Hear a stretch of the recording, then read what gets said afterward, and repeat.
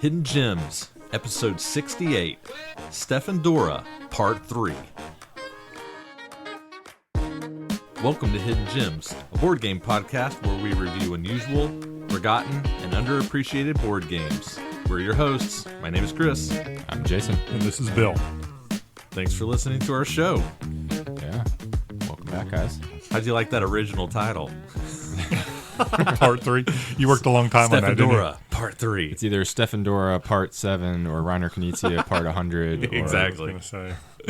I actually Spiel went, episode Part 50. I actually went back and looked at last Stefan Dorra episode, and we called it Part 2. So I was like, well, the precedent has been set. Should we just be called Hidden Knizias at this point? You know, this is an interesting segue. We'll give him a shout out real quick. So Andrew on Discord, Solid Blade, he keeps stats on us about what we rate games and Oh, yeah. what we rate the Spiel games and all that. He has gone above and beyond as the Hidden Gems historian, and now he has broken out our data even more granular to where how many times we reviewed each designer, how many games from each year Oh, yeah. we have reviewed, which is just really interesting to look at. Oh, I went in today and sorted on the list of like the ones that I reviewed because, man, it was so nice. Here's a confession. I am updating my 100 list because it was so horrible. That's why you were doing it. I did kind of a deep dive on kind of what we did, and it was, to me, it was kind of interesting looking back on our ratings on things, and I have to say I have some levels of, for lack of a better word, I'll just say heartburn, because there's so much variation in a level 4 and a level 3s and stuff like that. There's like, I would maybe change some of my votes, but there's just, you can be such different games and still be at the same number, right? I mean, Totally true. I'm waiting for the first time that you list the same game twice in your list because you reorganize it so often. It's going to happen, but I can sort on names, so hopefully they will show up at the same time and I will catch it. But yeah, that could happen. Nice. Well, I missed an episode. You did. Yeah, you guys did a good job. We did. I think it's Cameron and I, right? Yeah, I think I only listened to half of it. I need to go back and listen to the rest of it, to be honest. But Oh, really? You thought a good job? Because I thought they totally screwed it up. well, they probably messed it up in the second half. I have a feeling we might be hearing about this later from you. Well, why not right now? Because Niet is an awesome game, and I think you guys just Niet. Well, did you guys give it 4s, both of you? Cameron gave it a 5. I gave it a 4. Yeah, you see, that's I would've given a it lack a of Chris's taste. Don't invite Chris to your parties. You'll get your turn here in a second, Bill. We'll let you talk all about it. It only would have gotten worse if I'd been on the episode. Yeah, exactly. I did not enjoy that one, but to be fair, I only played it once, and you all already had played it and knew what you were doing. And we screwed you with the -2 at the most inopportune time. I'm trying to even remember how that game worked. Yeah, we used you as an example in our review. You should listen to our Niet review since you didn't get there. You would love it. Oh, great. We talked about how you pitched a fit when we pegged you with the -2 per trick when you were way in the lead, and you ended up coming in like 3rd or 4th. Oh, right, yeah. Yeah, that awesome probably had move. something to do with it. It might have. See, that makes great gaming right there. That's totally awesome. Well, Jason, tell us about more of your world travels. Yeah, so I missed the episode because we were actually in Iceland. So it's been a long... Bill's over there knocking the mic already. I got to get my 6 in before the end. That's So right. Get one early. Yeah, we were in Iceland. This has been a long planned trip because I planned to go like 2 years ago, or no, I guess a year ago. And then we rescheduled because we ended up unexpectedly buying a house and all that. Right. Didn't feel like a good time to go. But yeah, it was our 15-year anniversary trip, and I've been looking forward to it. And man, it delivered. For anybody out there who either lives in Iceland or has been there, it is just an incredible country. I would imagine it's like, I've never been to a Nordic country before, so like Finland, Sweden, Norway. I'm sure are all very similar, but because it sits on the fault line, you have all the volcanoes and all the other stuff there. And for a place that's like Geysers. Literally the size of Ohio, there's just so much stuff going on. But yeah, we were there for a week and a half, I guess. Drove the whole way around, did the ring road, which was very cool. So it doesn't take very far to feel like you are in the middle of nowhere, like super remote. Absolutely. Bill, I know you've been there, so Yeah. we talked about this before. You went to Reykjavik for a little bit. Yeah. It's interesting hearing your experience because you went the I'm going to do it myself way and drove, and we did the bus tour where we had a guide and stuff like that. And it's interesting to get the feel of your experience versus ours. So that's pretty cool. Yeah, we did a couple kind of crazy things. So one was, we went snorkeling in 35-degree water. So there's a spot where the tectonic plates are separating, and it's filled up from the bottom by glacial water. Yeah. Mm-hmm. So it's like the clearest water in the world. Right. And you have like 100 meters of visibility or something, which is apparently really far for snorkeling. And so you're just kind of like floating over this rift, and it's 35 degrees. You're full, like we're in a full dry suit, like covering over your head, like all this stuff. Your face is exposed, so your lips kind of go numb a little bit. But like for the most part, I wasn't really that uncomfortable. My wife nearly died because she didn't tell anybody that her neck strap was on too tight. Oh, gosh. And we got to the very end, and she was telling me, like, why is it so hard to kick my legs? I don't understand. Oh, and my like, gosh. she doesn't remember telling me that anymore. Oh, my I gosh. was like, this is not great for an activity where you are, like, the whole point is to float face down in the water and be really still.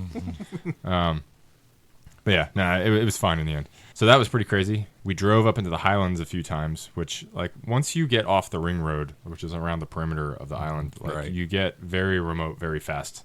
And a lot of the roads, honestly, like, further inland are what they call F roads. So they're all, like, gravel or rocks, Right. mud, and rivers. So we drove up into a region called Landmannalager, which is, like, this crazy beautiful like mountain landscape where all the mountains are all these different colors. There's like green and orange and pink and like all this stuff. So we hiked up there, but the drive out of there, I think we crossed 18 rivers on the way back out in a rental car. I was getting ready to. So- I was just getting ready to ask you: is that an agreement that is made with the rental car agency? Like you have to get a specific kind of car to do this, Yeah, or you as lo- just as tell lo- them, or what? No, as long as you rent a 4x4, then you're allowed on the F roads. Oh, If okay. you don't rent something that has 4-wheel drive, then you are forbidden from the F roads. And we had like the smallest possible one because anything larger than like the tiny little RAV4 type SUV was crazy expensive. So we got this tiny little thing. But man, it made it. I was a little worried because it had rained a ton and the water levels were super high. We did a hike where we had to cross a river on foot, and it was like the water level was like feet higher than I had seen in pictures, and I was like, "This is not great." Right. But we made it, and then the rivers didn't actually end up being that bad when we were driving. But we got snow, which was crazy. Did some snow driving. We saw the Northern Lights, Yeah, which was cool. Which was cool. And yeah, the spas, the geothermal spas, are just incredible. So I would go back just to go to those. Oh, again. dude, are. yeah, They're love a good amazing. spa, man. But yeah, all in all, it was a good trip. Good chance to get away with the wife. It is kind of funny that you kind of brought the Northern Lights back with you because I don't know if you've seen the lights here in North Carolina. but some Crazy, we people- got 'em here, yeah. Yeah, there Yeah, were I some haven't- beautiful pictures. I haven't right? managed to catch it here, but I've seen people taking pictures of them. Like I traveled halfway around the world to see these, and I could've just stayed here, Exactly. Right in your back door. but it's okay. So yeah, that's what I've been up to. That's awesome, man. What about you, Chris? Oh, I'm next. We're skipping you, Bill. Oh, dang it. Okay. All right, so I did some awesome traveling too. You ready for this? Mm-hmm. So I traveled up to Virginia. Dude, you went to Shenandoah. Shenandoah is amazing. I did. I actually went to Shenandoah twice. I went up this last weekend with two of my boys to do some pretty cool hikes up there. But 2 or 3 weeks before that, I went up by myself. And I think I've talked about it on the podcast before that every year I plan a hiking trip by myself. I've done Mount Mitchell. I did Cold Mountain a couple years ago. And I just like to get out on the trails by myself, no people, and just kind of get lost in my thoughts. It's just what I enjoy doing. So this year, I actually ended up going to Virginia because I think we should mention this because we're in the midst of Hurricane Helene. I had originally planned to go to Western North Carolina, where my family is from, and the hurricane came in and really just ravaged the Asheville area. As I mentioned on this podcast before, I grew up just east of Asheville in a place called Fairview, just outside of Chimney Rock and Lake Lure, and you may know those places now because they've been in the national news because They're gone. they're gone. Chimney Rock, which I went to numerous times as a child, is completely eliminated. It's really sad. I was talking to Bill about this. I saw this on the news a couple of times too. Where I grew up in rural Western North Carolina, a lot of families live together in the same areas. It's just a very common practice. Right. And so when I was growing up, and when my parents were growing up even, a family known as the Craigs all lived together in the same area in Fairview, and we called it Craigtown because that's where the Craigs lived, right? Yeah. And Craigtown was in the news because several people died in a mudslide in Fairview. A woman that my mom went to high school with in her same class passed away in the devastation. Wow.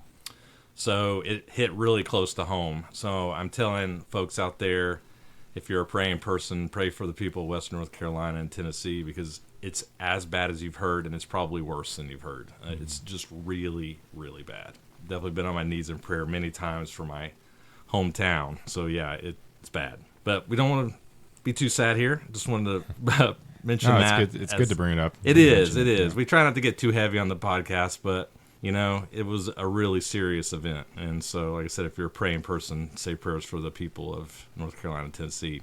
But I was originally planning to go there, and I didn't because of that. So I went up to Virginia and did some awesome hikes. But I'm actually going to talk about one thing that was not a hike that I think I talked to Bill about maybe. Maybe I talked to you about it too, Jason. But when I was in Stanton, Virginia, I went to see a play at a place called the Blackfriar. Have you all heard of this? Not. Maybe. Keep going. So maybe I didn't talk to you about this. So the Blackfriar Theater is a Shakespearean theater in Stanton, Virginia, where they do Shakespeare and then some other plays, but they mostly do Shakespeare in the original plays as written. It's Shakespeare. So if you don't understand Shakespeare, which who does? Yeah. You're getting like 20% of it, okay? Right. But what's really cool about the Blackfriar is, everybody's heard of the Globe, and that was a really famous theater, but there was another one called the Blackfriar, which they kind of modeled their design after. So the inside of the theater looks exactly what they thought the Blackfriar looked like. And it is incredible inside this theater. It is just so cool. It has that kind of old European medieval look to it. Yeah. Because they tried to match the appearance as much as possible to what they thought it would look like. And then just seeing Macbeth, which is what I saw on the stage, was super cool. And I'll mention one more thing. So apparently during this time on the stage, they would have stools up on the stage. And there's a name for them. I can't remember what they're called, but that is true to the period. And because I was by myself, I got the opportunity to upgrade my seat to actually sit in one of the stools on the stage as the production was occurring. Oh, wow. And so the actors were literally like 2 or 3 feet from me. Wow. At times. Is that not awkward? It was a little bit because everybody in the gallery is looking where you're sitting, right? Because the actors are literally at your feet. Are you like an extra? Well, so sometimes they will interact with you. They will talk to you. They'll say their lines in your direction. Sometimes they'll say a thing that might require a response from you. It never happened to me, but it did to some other people near me. And, dude, it was just awesome. That's cool. Highly recommend, That's if funny. you're ever in Virginia, go to the Blackfriar in Stanton. It was great. That sounds really cool. That does sound cool. Yeah, it was cool. It was really cool. Can I do one more? All right, sure. Go for it. How much time have we used? Not enough. Okay, good. Perfect. All right. One fun, nerdy topic, because I know I'm always good for at least one of these every episode. So, been trying to do as much as possible with my kids because they're growing up, and I'm just running out of time with them. So, I don't know if you all are aware of this or not, but anime is just really, really popular amongst like teenagers right now. No. Did you know this? No. Did not know that. It's just way more cool and socially acceptable than it used to be when I was in high school, okay? So when I was younger, I did watch a lot of anime, like Dragon Ball Z, stuff like that. But I haven't watched it for years and years and years. Well, my kids love it. So I decided I was going to start an anime with them, and I picked one called Tower of God, which you guys have probably not heard of. And the main reason for that is I tried to pick one that was a little bit more hidden gemish, mostly because those are the ones that aren't like 800 or 900 episodes long, like One Piece. It was literally like 900 episodes, so I did Tower of God. So, brief synopsis of Tower of God, just to kind of give you an idea about what it's about. The idea is there's a character, his name is Baum, B-A-A-M, Baum, and this girl called Rachel finds him underneath this tower called the Tower of God, okay? It's not really clear why he's there or how she found him or whatever, but she kind of nurses him back to health, he develops this attachment with her, and then Rachel leaves him and tells him that she is going to ascend the Tower of God. Okay? So the Tower of God is this multi-leveled structure, okay? And the idea is that the legends say that if you ascend the tower, your like wishes are granted, okay? Or you almost become like godlike in a way, okay?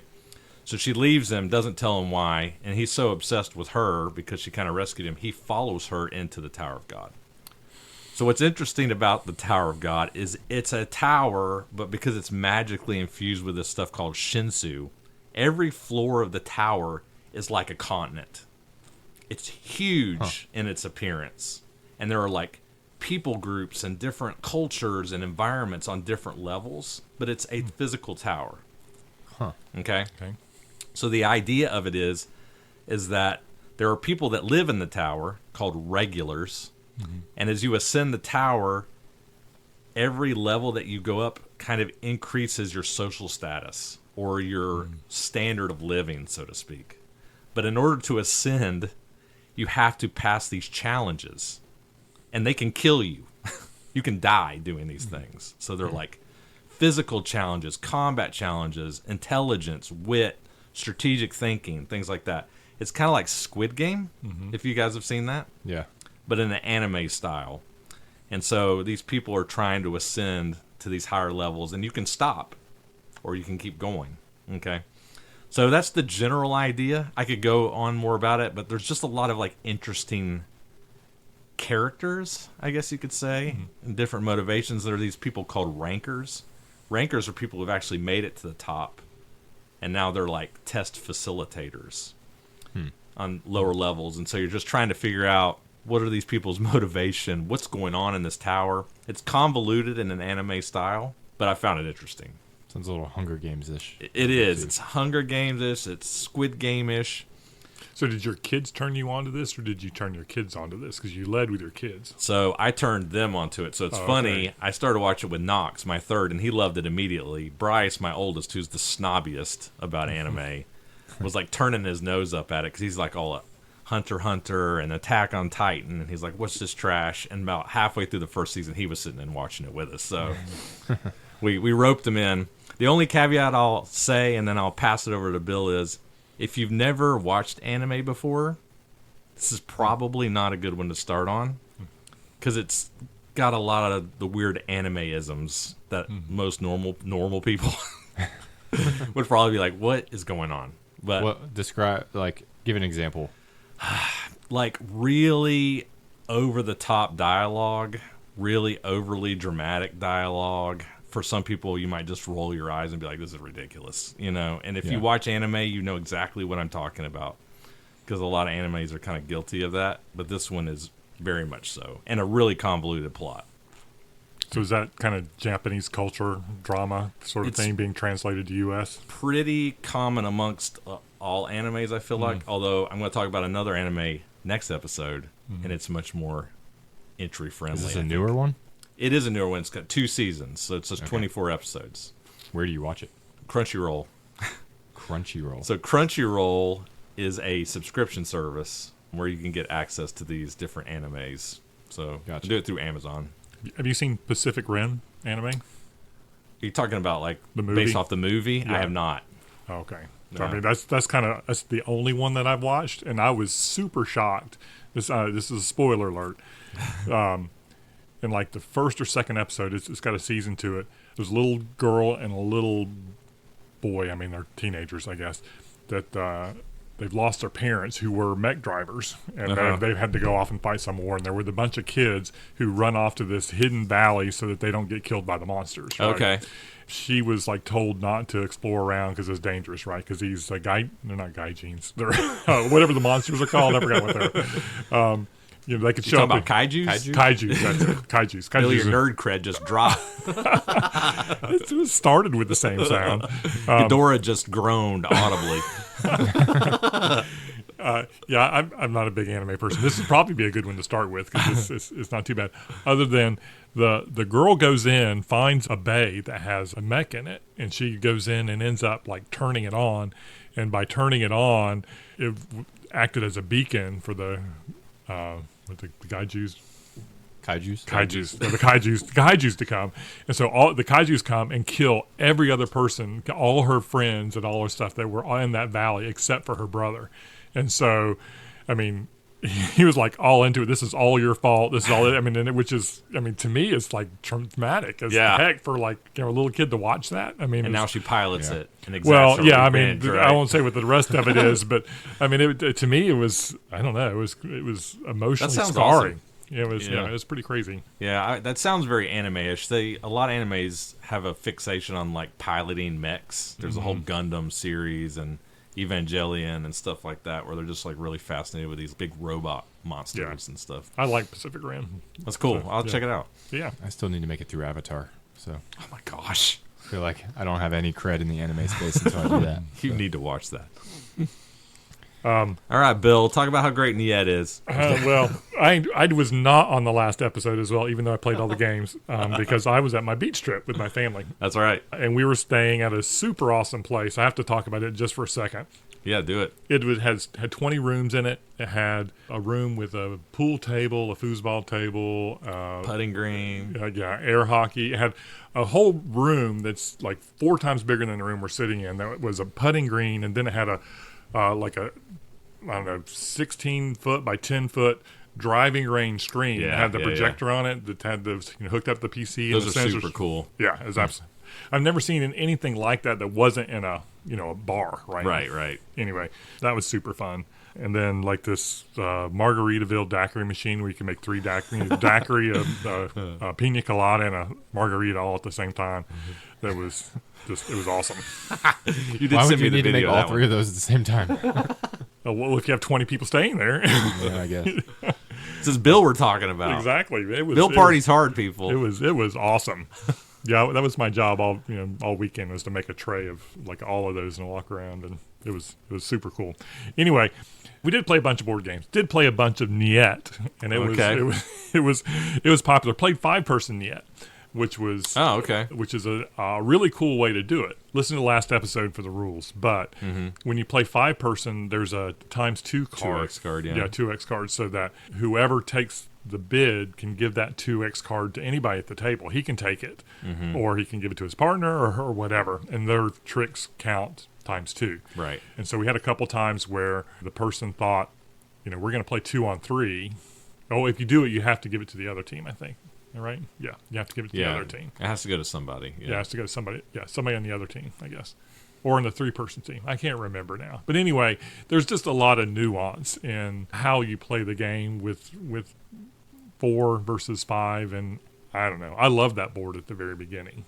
I mean, I think it could be a lifestyle game in the same way that Teach-U is, that you could, if you get a group of people who start learning how to play, learning how to take the clues at the beginning, that Teach-U crap, this could be Bill way getting better. Crazy.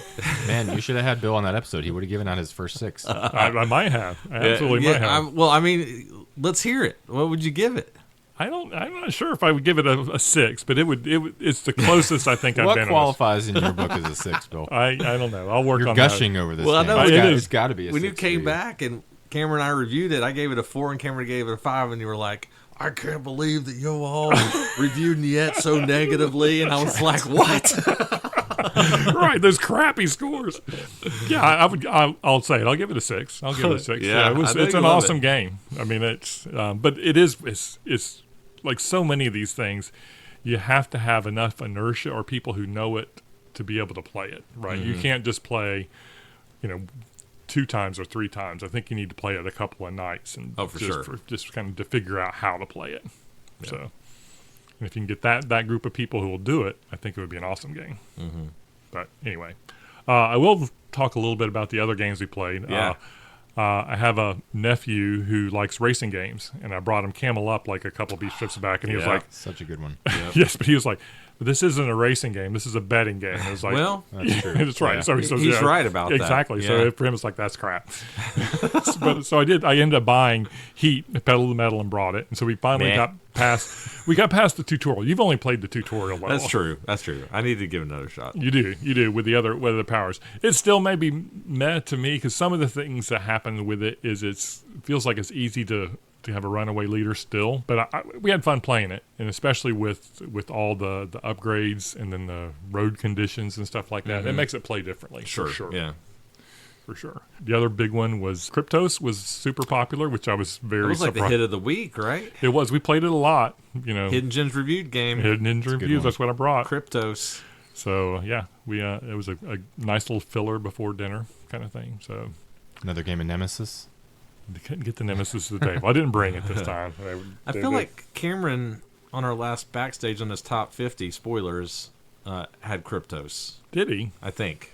Because I feel like I remember us talking about it. I know he really enjoyed it as well. Oh, I'm almost sure he did, actually, now that I think about it. Oh, that's awesome. It was somewhere in the 40s. But yeah. That wouldn't have one I would have earmarked for Cameron to like. But Solid game. it is. Absolutely. I don't really have that much more to say about that, I don't guess, of the beef strip. Other than, I do have to say, talking about kids, we knew going into it that my daughter's boyfriend was going to propose to Katie. So he proposed to her at the beach while on a beach walk, and we, as part of it, while they were gone, decorated the house and kind of had an engagement party when they came back. And so That's that cool. ended up being kind I of really didn't cool. know that. Yeah. Congratulations, Yeah. Bill. That's awesome. It was very cool. So we had like Awesome. a kind of a newlywed game at the front where we had couples come up and kind of compete with nice. the new couple and Yeah. asking questions and stuff like that. So yeah. That's great. Awesome. Now you got a wedding to plan for. Yeah, we got a wedding to Congratulations. plan. We We have had a a lot lot to pay with- for. We got a long runway, but yes, it was. Hopefully, they feel very well celebrated. So, That's yeah. awesome. Good. All right. Some solid banter on this We're episode. bantering it up. Yeah. Well, anything? Do we have any more? Well, I guess this is the third episode on Stefan Dorra. We don't have any more background. No background. Yeah. Listen to our first episode. Then let's just go straight to the cocktail then. That's right. Is What he are we the drinking? airplane spoons guy? Not an airplane spoons guy. I can't remember what I said about him now, but yeah, go back to that episode. You'll learn all you want to know about him. He's great. All right, so cocktail for tonight is a cocktail called Bologna's Bridegroom. Do you know what that's a reference to? Bologna? Well, Bologna. I'm not quite sure how to pronounce it. So it's actually a reference to Macbeth, as okay. it turns out. At some point in the play Macbeth is referred to as Bologna's bridegroom, which she is the Roman goddess of war. And so that was almost as like a compliment to him, that he's like the groom or the husband of the Roman goddess of war, basically. So you remember, he is a pretty experienced, powerful fighter, and then he has a tragic downfall. Spoilers, where he tries to take the throne I don't think you can forcibly. spoil something that came out like hundreds of years ago. Well, maybe people have never read Macbeth. I don't know. But at any rate, this one is kind of a variation of an old fashioned, which we love around here. And I had the stuff to make it, so that's why I picked it. So it's 2 ounces or 2.5 ounces. I upped it a little bit of Scotch whiskey, muddled, and this is the important part, muddled with a teaspoon of brown sugar. So a lot of old fashions just call for simple simple syrup, which is the easy way to do it. But I actually prefer to muddle my syrup if I'm feeling like it and not feeling lazy. I feel like it's better. And a dash of Peugeot bitters, and then you just stir with ice and garnish with an orange peel. Pretty straightforward. It was really good. Yeah, it is tasty. good. I do have a quick thing of like a Bill fun fact. I love musicals, and since our last meeting, I went to see Something Rotten. Oh, nice. Have you seen it? No, I've not. Do you know what it's about? I don't. I've heard of it, but I've never seen it. It's a comedy musical, but it's about Neil and Neville Bottom, who are playwrights in the time of Shakespeare. So it's set in Shakespearean times, and they hate, or at least one of them hates Shakespeare because they can't write a play that beats Shakespeare, because Shakespeare has all these great plays. So the whole show is about them trying to figure out how to get a play that is good or better than Shakespeare. And it's a very fun musical. I will play for you some of the songs from the soundtrack next time we play. But Did you see it at DPAC or? no, it was the Rose Garden in NC State. okay. You have, what is that? Is that an amphitheater? NC Little Theater? No. It's not outside? No. There is one there, an outside one at the Rose Garden that's right next to, Okay, yeah. I guess it's Raleigh Little Theater. Yeah. Mm-hmm. Yeah. Cool. They did a fantastic job. All of them were just killer singers and whatever. So they did an excellent execution of the play. Nice.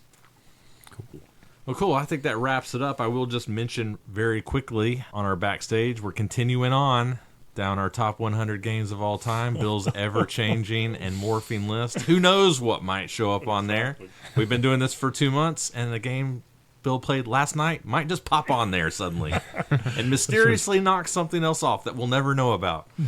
But who knows?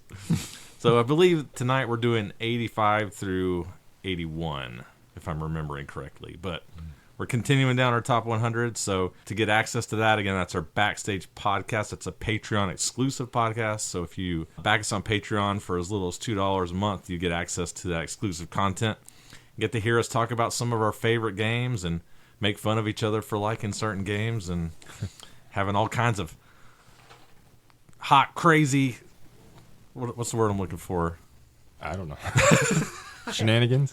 I was going to say hot topics, but that's not the word I'm trying to think of. Hot takes. That's it. Hot takes on board games. I'm just enjoying. Bill's just staring at me. I'm just enjoying listening to you try to describe this. Right. So. I'm trying to well up some enthusiasm amongst the base. Maybe you, listener, are on the fence about becoming a Patreon backer. Can I convince you how awesome our top 100 is? Hot takes. It is. If it takes blood, sweat, and tears to make one, I put it in. So. That's right. So, Hidden Gems After Dark. All right. Gotta stop calling it that. That's enough banter. Let's get on the reviews, yeah? Awesome. Let's do it.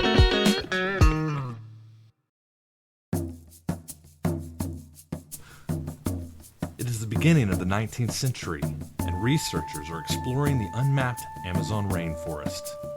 They hope to discover new and exotic species of orchids, fish, butterflies, parrots, and iguanas. Now you will join this adventure as one of those explorers. Well done. Exclamation point. That's the abridged version of the flavor text. We take some creative liberties with the flavor text here on Hidden Gems if it's particularly sucky. Which that one was. All right. Amazonas.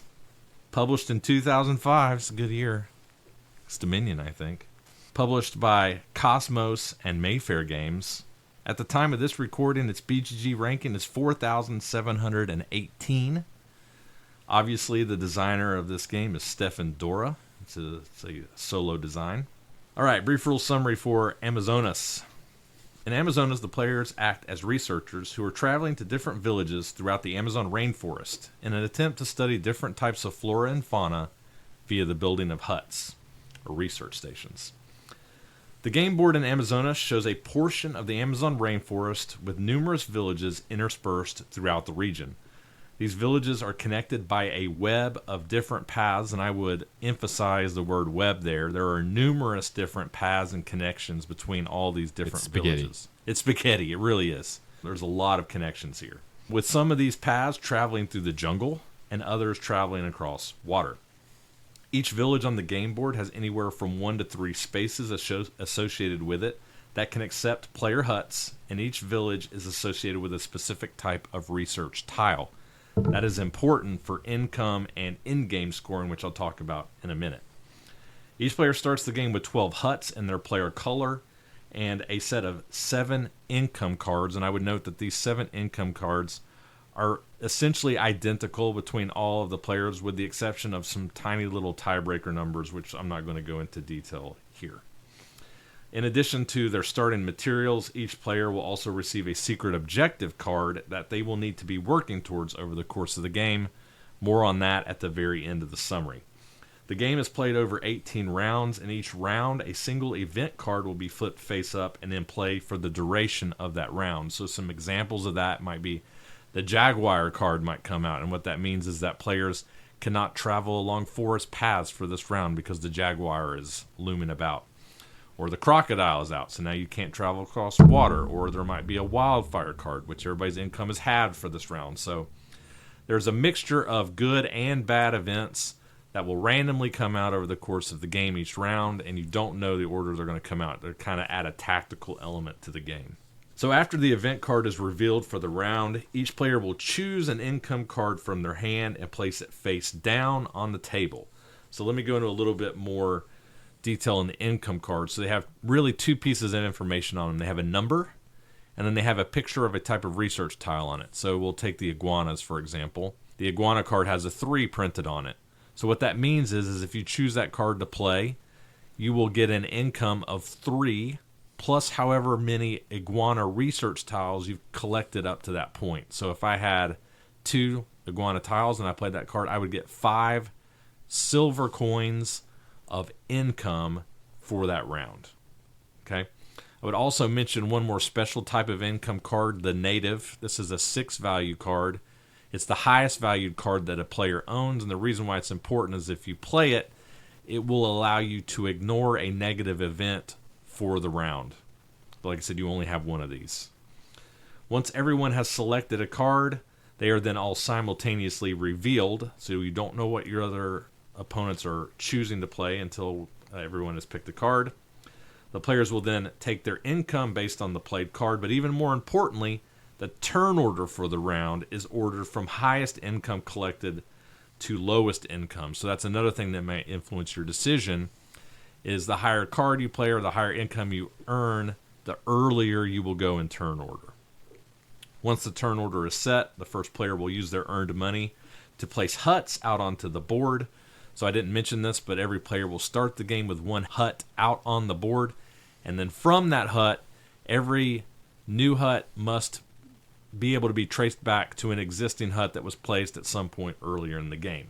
I mentioned that each village can accept anywhere from 1 to 3 huts, and I would point out, and this is really important to understand, is that the cost to place a hut in a village increases as more and more people place there.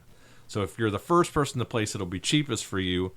If a village will accept 3 huts and 2 are already there, that third placement is going to be much more expensive for you. Okay, and that will definitely factor into your decision making in this game. And then lastly, and very importantly, when you build a hut in a village, you get a research tile that coordinates with that village. So one village might be the purple orchid village, one of many. If you build there, you get a purple orchid research tile. And remember, that's important for your income, but also for point scoring. You gonna say something, Jason? Oh, it looks like maybe you're just scratching your nose on the pop filter. Yeah, okay, perfect. Thank you. He's gonna blame that on me later. The game will end once the 18th event card is resolved, so at the end of the 18th round. At this point, the players will be awarded victory points for 3 things. Research tiles, but only if you have at least 3 research tiles of that type. So if I had 4 fish research tiles, I would get 4 points. If I only had 2 fish research tiles, those tiles would give me nothing. Okay. Second, there's a diversification bonus. So if you're the first person to get all 5 of the different types of research tiles, you'll get a 5-point chip. Then the next person to do will get 4 points. Next person gets 3 points, so on and so on. And then finally, the secret objective. At the start of the game, you're given a card that has 4 locations on it. At the end of the game, for every one of these places that you were unable to reach by building a hut in that village, you will lose 3 points off of your score, which is a killer. Okay? Yeah, can't be doing that. Yeah, can't be doing that. All right? And that's generally how you play Amazonas. You remember it now, Bill? I do, thank you. It's like it's the first time I've heard it. Are you ready to talk about it? All right. So, if I didn't make it clear from the rules, I want to re-emphasize it here. This is one of those games where money is like mega tight. Okay? It's hard to come by, and placing villages is really expensive, or placing huts in villages is really expensive. And the later you are to the game in a certain village, the more and more expensive it gets, and you really don't have a lot of leeway to be paying a lot extra in different places, right? So money management and efficiency and trying to get where you need to get is really important about this game. And that's closely tied to the card play, right? Mm-hmm. Because what card you play for the round determines how much money you get for the round, but it also determines your turn order, right? Right. So how do you guys feel about that dynamic of managing this tight economy versus trying to figure out what cards to play and how that factored into your decision making? I enjoyed this part of the game. I think it's definitely a little brain burny, although it feels like it's mainly about how do I just generally increase my income potential quickly. I don't know that I felt super strained in terms of like, oh man, do I play the 4 or do I play the 5? It felt like Really? it's more about your tempo almost. Like when do I grab a lot of money to be able to get something out on the board that I need to get something that I need to get fast, or I need to get there Right. before Bill does. Right. So that would determine whether you play a high card or a low card, right? Well, sure, but You're not going to play a 1 if you need to get something out fast, right? yeah, but it's kind of like you're going to have to play that 1 at some point. Well, sure. And so I Don't guess pay it there's- at one of those times, I guess. Like Yeah. we're already arguing. I'm not being grumpy about it. I'm just saying that yeah, maybe I'll save that for cons. But I did really actually enjoy this part. I think there's sequencing involved, right? Because every time you place a village, you're getting another bump in your income potential. But if you've already spent that card, it's not a waste, but You're not being efficient. you're not going to get the benefit of that until we've looped all the way through the deck and come back around Right. to the other side. But yeah, it was a fun puzzle to try to figure out. Yeah. One that I screwed up horribly the first time we played, but once I had kind of played it once and kind of got the hang of it and figured out what the heck I was supposed to be doing, it made a lot more sense. So. Yeah. Yeah. Bill, I want you to go next, but he mentioned something I want to mention real Yeah. quick, is that you go through your deck 2.5 times. That's something that may not have been clear from my rules explanation, but you'll play all your cards once. Once you've gone through, you pick the cards up, you'll play through them all once again, and then you'll play through 3 or 4 of those cards one more time. So Right. that's what Jason was referring to, which is a good point to make. All right, go ahead, Bill. Yeah. Well, I mean, that question kind of wraps up the whole strategy of the game, right? Because when you are starting and you're looking at your strategic objectives card, you're not only thinking about the money you need to get, but you also have a direction you need to go. Yeah. Because you need to start heading towards those cities, because you can get cut off, or that direction that you need to go can get really expensive if somebody Yes. else cuts in front of you. Yeah. So there's a whole... the first turn probably is the longest turn, maybe as you assess on the board of, okay, where do I think everybody else is going to go?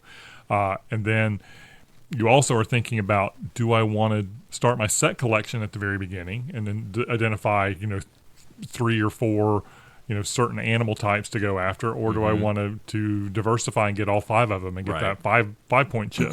And so each one of those, lends itself to a pathway, and Yep. then that lends itself to how much or how high do I want to play my number to make sure that I get the thing that I want to do, or the money that I need to play to get at least the first 2 or 3 steps. Because often, if you get down a road, you're kind of making it unattractive for somebody else to follow you. Yes. So, Yeah. or you're cutting off somebody else from immediately going somewhere else that you want to go, especially early game. I mean, I thought it was pretty clever design from Yeah. a game point perspective. Yeah, money is insanely tight in this game. You're constantly trying to figure out, how can I be as efficient as possible so that I can spend as little money as possible. Being the first person to place in a village is really huge in this game. And Especially in the ones that have spots that only require, what is it, two gold nuggets? 2 gold coins. Yeah, so I should also mention here quickly, too, that the currency is broken up into every 3 silver coins equals a gold coin. Yeah, so you'll play a card that's like, oh, I get six coins. That's amazing. And then you're like, oh, wait, that's 2 gold. That's 2 gold coins, which is the cheapest spot in a village, right? So most spots are 3, 4, some are even up to 5 gold coins, which is Right. mega expensive. There are only a few spots that are that way, but you don't want to have to be placing there. I had to do that. Bill, Ken, thanks. You're Yeah, welcome. but if somebody beats you to the punch, right, it can hurt you, right? So I found myself, and I hesitate to compare it to this because I'm not saying this game is Through the Desert, and I'm not saying it's as good as Through the Desert, okay? But I'm just making a point that Through the Desert kind of has that feel of like, okay, this part of the board over here is kind of safe, right? I need to go this way, but I'm the only one over here. I can kind of wait on that, right? Maybe I should go over here and try to start going this way and grab these villages while they're cheap. Even if I don't necessarily have to be going that way, right? But I might be trying to get like my 3rd iguana or something like that. Right. And I'll hold off on these, right? To your peril. To your peril sometimes, right? Because you might get strapped on cash and how the events come out, and then somebody might swoop down there and jump in there before you. But I did feel like I was very much trying to figure out what's the most efficient play for me right now, right? What's safe? What can I let sit? What do I think I can leave? What can I grab now and come back to later? And the choice of card you play very much factors into that. There are some times where I'm pointed in a direction, Jason's pointed in a direction, Bill's pointed in a direction. Nobody's gone there yet, and I know I need to go there. I need to play a high card because I want to be the first to get there and pay the cheap cost, right? So I feel like that decision-making was kind of at play in this game, at least for me. I enjoyed that part of it. Absolutely. One other thing I'll mention is there are some cities that have like 4 or 5 roads that go into it, and others only have 3. And so there are some hubs that are kind of key. You can get locked out. Yeah, strategically, because you either need them so that you pass through them easily, or you can make it expensive for somebody else. Yeah. What did you guys think about the set collection versus like the needing to collect 3 of the same thing in order to score points for that? Yeah, this is an interesting thing, I think, in that the scoring, it's not 1 point per chip, which wouldn't be nearly as interesting. The chips are only worth something unless you have 3 of them, with the exception of at least having 1 of everything for the diversification, right? Yep. But I did like that decision of, and we saw this in the very last game of this we played, which I thought was really interesting. Jason, I think you did this a couple times where you just grabbed a couple of chips, I think, just because they were cheap.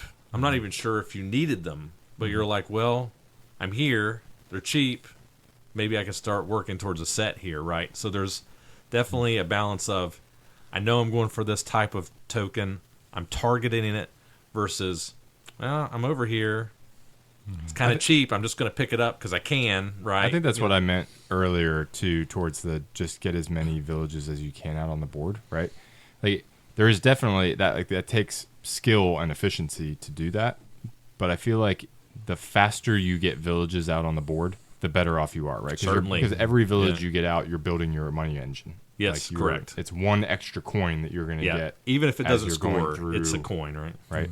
And potentially multiple coins if those like special event cards come out that also trigger off of whatever type that was, right? And so I think I was playing a game of like, well, I'm going to get as many villages out as I can as quickly as I can, and that will build my engine up and then make it easier for me to do the things that I want to do. And I mean, you can't just build randomly. Like, you have to be going in a direction because you don't have time to do everything. Yeah. And stuff gets prohibitively expensive, but... Yeah, every non-targeted build potentially puts you in jeopardy of not reaching a secret objective spot, right? Like if you're monkeying around in a corner of the board because it's cheap, it might lock you out of something on your card, right? Absolutely. That happened to me the first game we played. Right. Which is a killer. Yeah, losing 3 points in this game is huge when a score is like 12. 12, yeah. Yeah. And it is funny when they talk about it being a spaghetti of roads, it is really easy for you to just not see that somebody else can get really close to your city or right on your city and just on a move. So, totally miss it. Yeah, there was one where I was like, oh, that spot is safe. I'm going to wait on that. And then next turn, Jason just swooped right over there and landed there. I was like, what? And I just didn't see that he had a path through the river that went way from the other side of the board, right? It's easy to miss it. It is. Is there anything you guys didn't like? Yeah, I think this has been hinted at a couple of times already, but we should just go ahead and fully go here just to make sure it's clear to the listeners.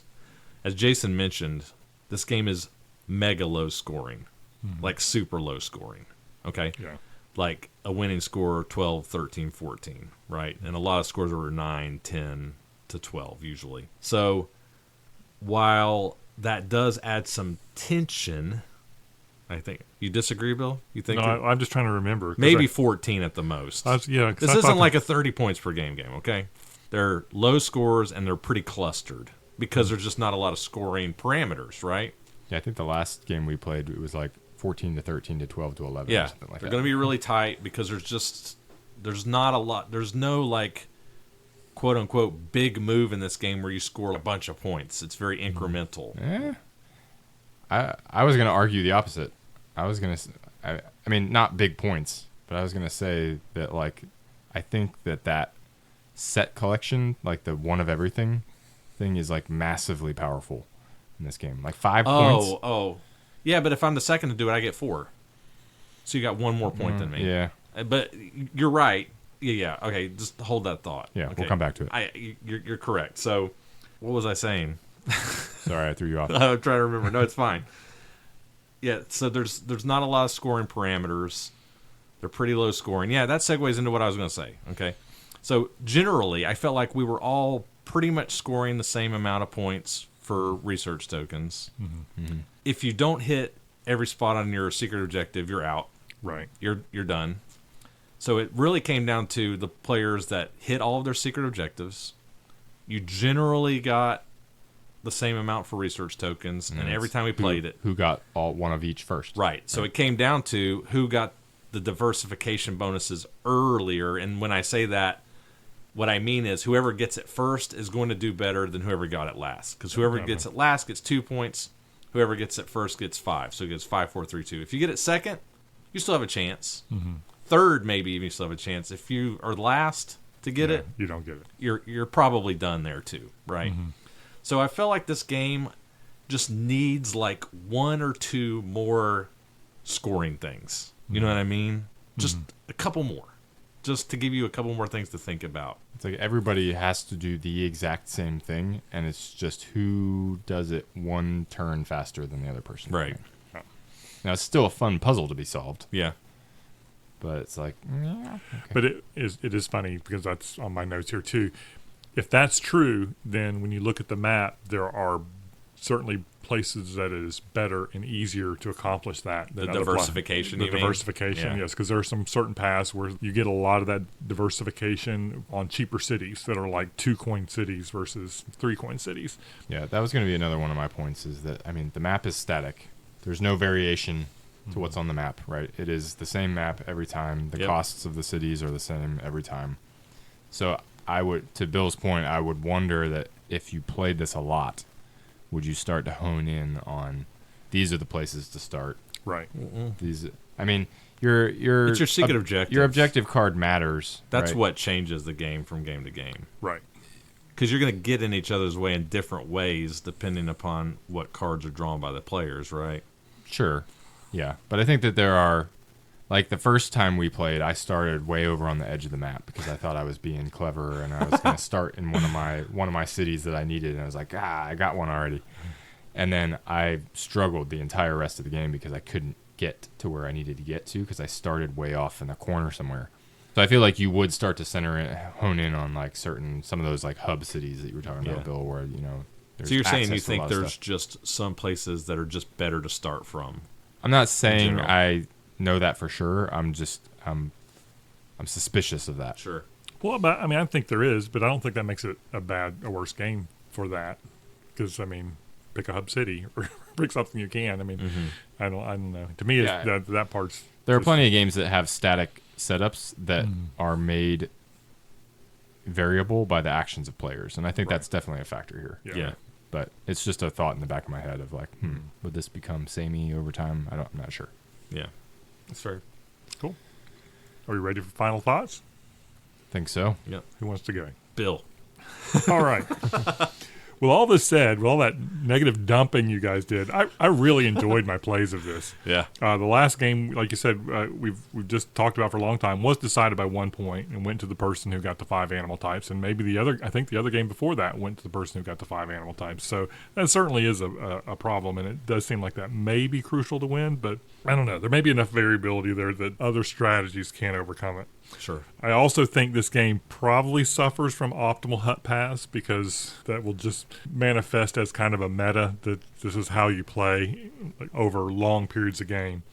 But with all that said, I did like the decision spaces. I did like the fact that, okay, how do I get, something on a 3-coin boundary so I have my gold coin that I can spend something that's right? How do I spend my cards to make that line up next time? How do I race to this spot so I don't get closed out or, block Chris so that it's going to create an irritation for him because I know he's need to come over to this continent sometime. Yes. So, I mean, I loved all of that part of it. But, Chris, I didn't really think about it, but I do think having some other scoring mechanism would just bring this game up to the next level. I waffled really hard between a 3 and a 4, but we were talking about, somebody's talking about cleaning up games. And it's like, somebody has a strategy that when I first have a game, I just rake all the pieces into the box, and I don't try to put them away and kind of clean or put them in a bag or anything because I just don't think I'm going to play it again. Or maybe if I play it 2 more times, then I'll start putting it in a baggie or something like that. So for a bunch of games that you don't necessarily think you're going to play that much, I mean, I think this is like worth having and worth playing, and it's a fun game to go through 2 or 3 times, and or put it on your shelf for a year or two and then pull it back out again, and you'll probably forget those strategies. So I'm going to go with a 4. Nice. I liked it. Cool. Man, Bill, you like nailed my thoughts almost perfectly on that one. Yeah, I think I would echo what you said. I think some of those same concerns sit in the back of my head of like, man, if this was a game I was going to play all the time, would some of this stuff start to become samey? But let's face it, we're Hidden Gems podcast people, and we never play the same game. That's right. More than woes on of being one a episode. reviewer. So I'm never going to play this game again, probably. But that said, like, I enjoyed our plays of it. I think there's something about these like network building games where it's efficiency and network building that really kind of appeals to me, generally speaking. Yeah, I enjoyed it once I got over like how badly I screwed up the first time we played it. So I think I fall in the same category. I was waffling between a 3 and a 4, but the more I've thought about it and the niche that it fits, I think it's worthy of at least a 4. Nice. It's worth a play. Or 2. Okay. Yeah, so for me, I echo y'all's thoughts. Like Jason just said, I think maybe it's just all of our personalities, and you too, Bill. These network efficiency route building games are just fun. I just really love games where you're trying to figure out, I have multiple options. Which way do I need to go that's the safest and most efficient for me in this moment? I love games like that. The thing that was killing this game for me is we always were having fun, or at least I was, during the game, and it sounds like we all were, placing out the huts, being efficient, it's fun, and then when we get to the final scoring, it always just felt a little like, ugh. Yeah. Like, there's needs to be something more here, you know what I mean? It was just always a little bit deflating. So I, too, was struggling between a 3 and a 4, but I actually have some good news. I'm springing this on y'all. BGG is an incredible resource. It really is. So BGG, as we'll talk about later, actually was very helpful in another review we're going to talk about tonight. And so I dived deep into the BGG forums on Amazonas, and I found a post from Stefan Dorra himself. Oh, wow. Way back, like 12 years ago, from when he was talking about how he plays the game and how he originally designed it to be played. Huh. And there is another scoring parameter that is not included in the Mayfair game because Dorra said Mayfair wanted the game to be more family friendly. Oh, gosh. Oh. Boo.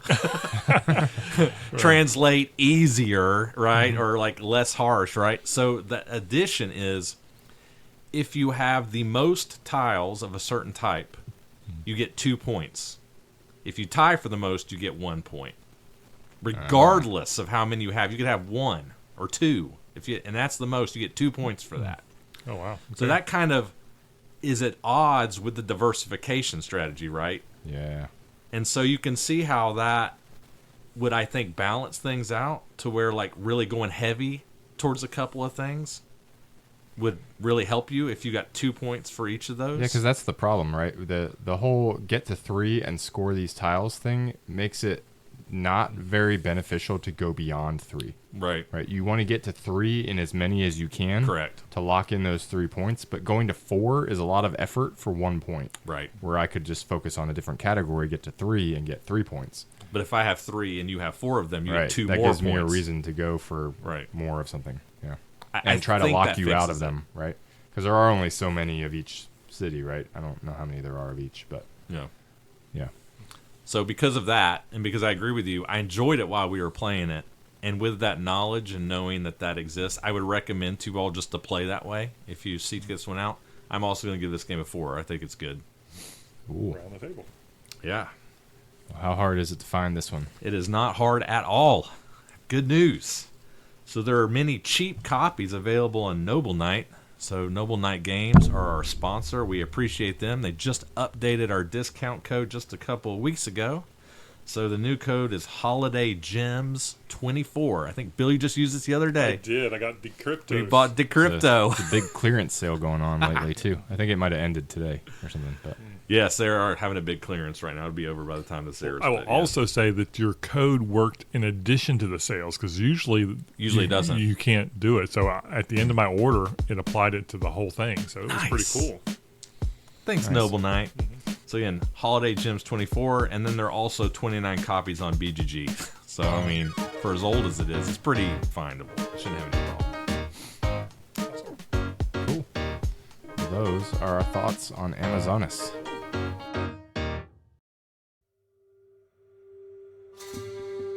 In 1878, the Royal Museum of Berlin commissioned excavations in Pergamon, an ancient Greek city found in present-day Turkey. The city experienced its heyday around 200 BC, when it was the foremost port in the ancient Roman province of Asia. As archaeologists, your goal is to get as much research funding as possible in order to finance excavations in Pergamon. You will unearth pieces of antique vases, jugs, bracelets, and golden masks. Digging deeper costs more, but rewards you with older and more valuable relics. By piecing together matching artifacts, you'll build collections to exhibit at the Pergamon Museum. The player who exhibits the most valuable collections will gain the most recognition by the museum's visitors and win the game.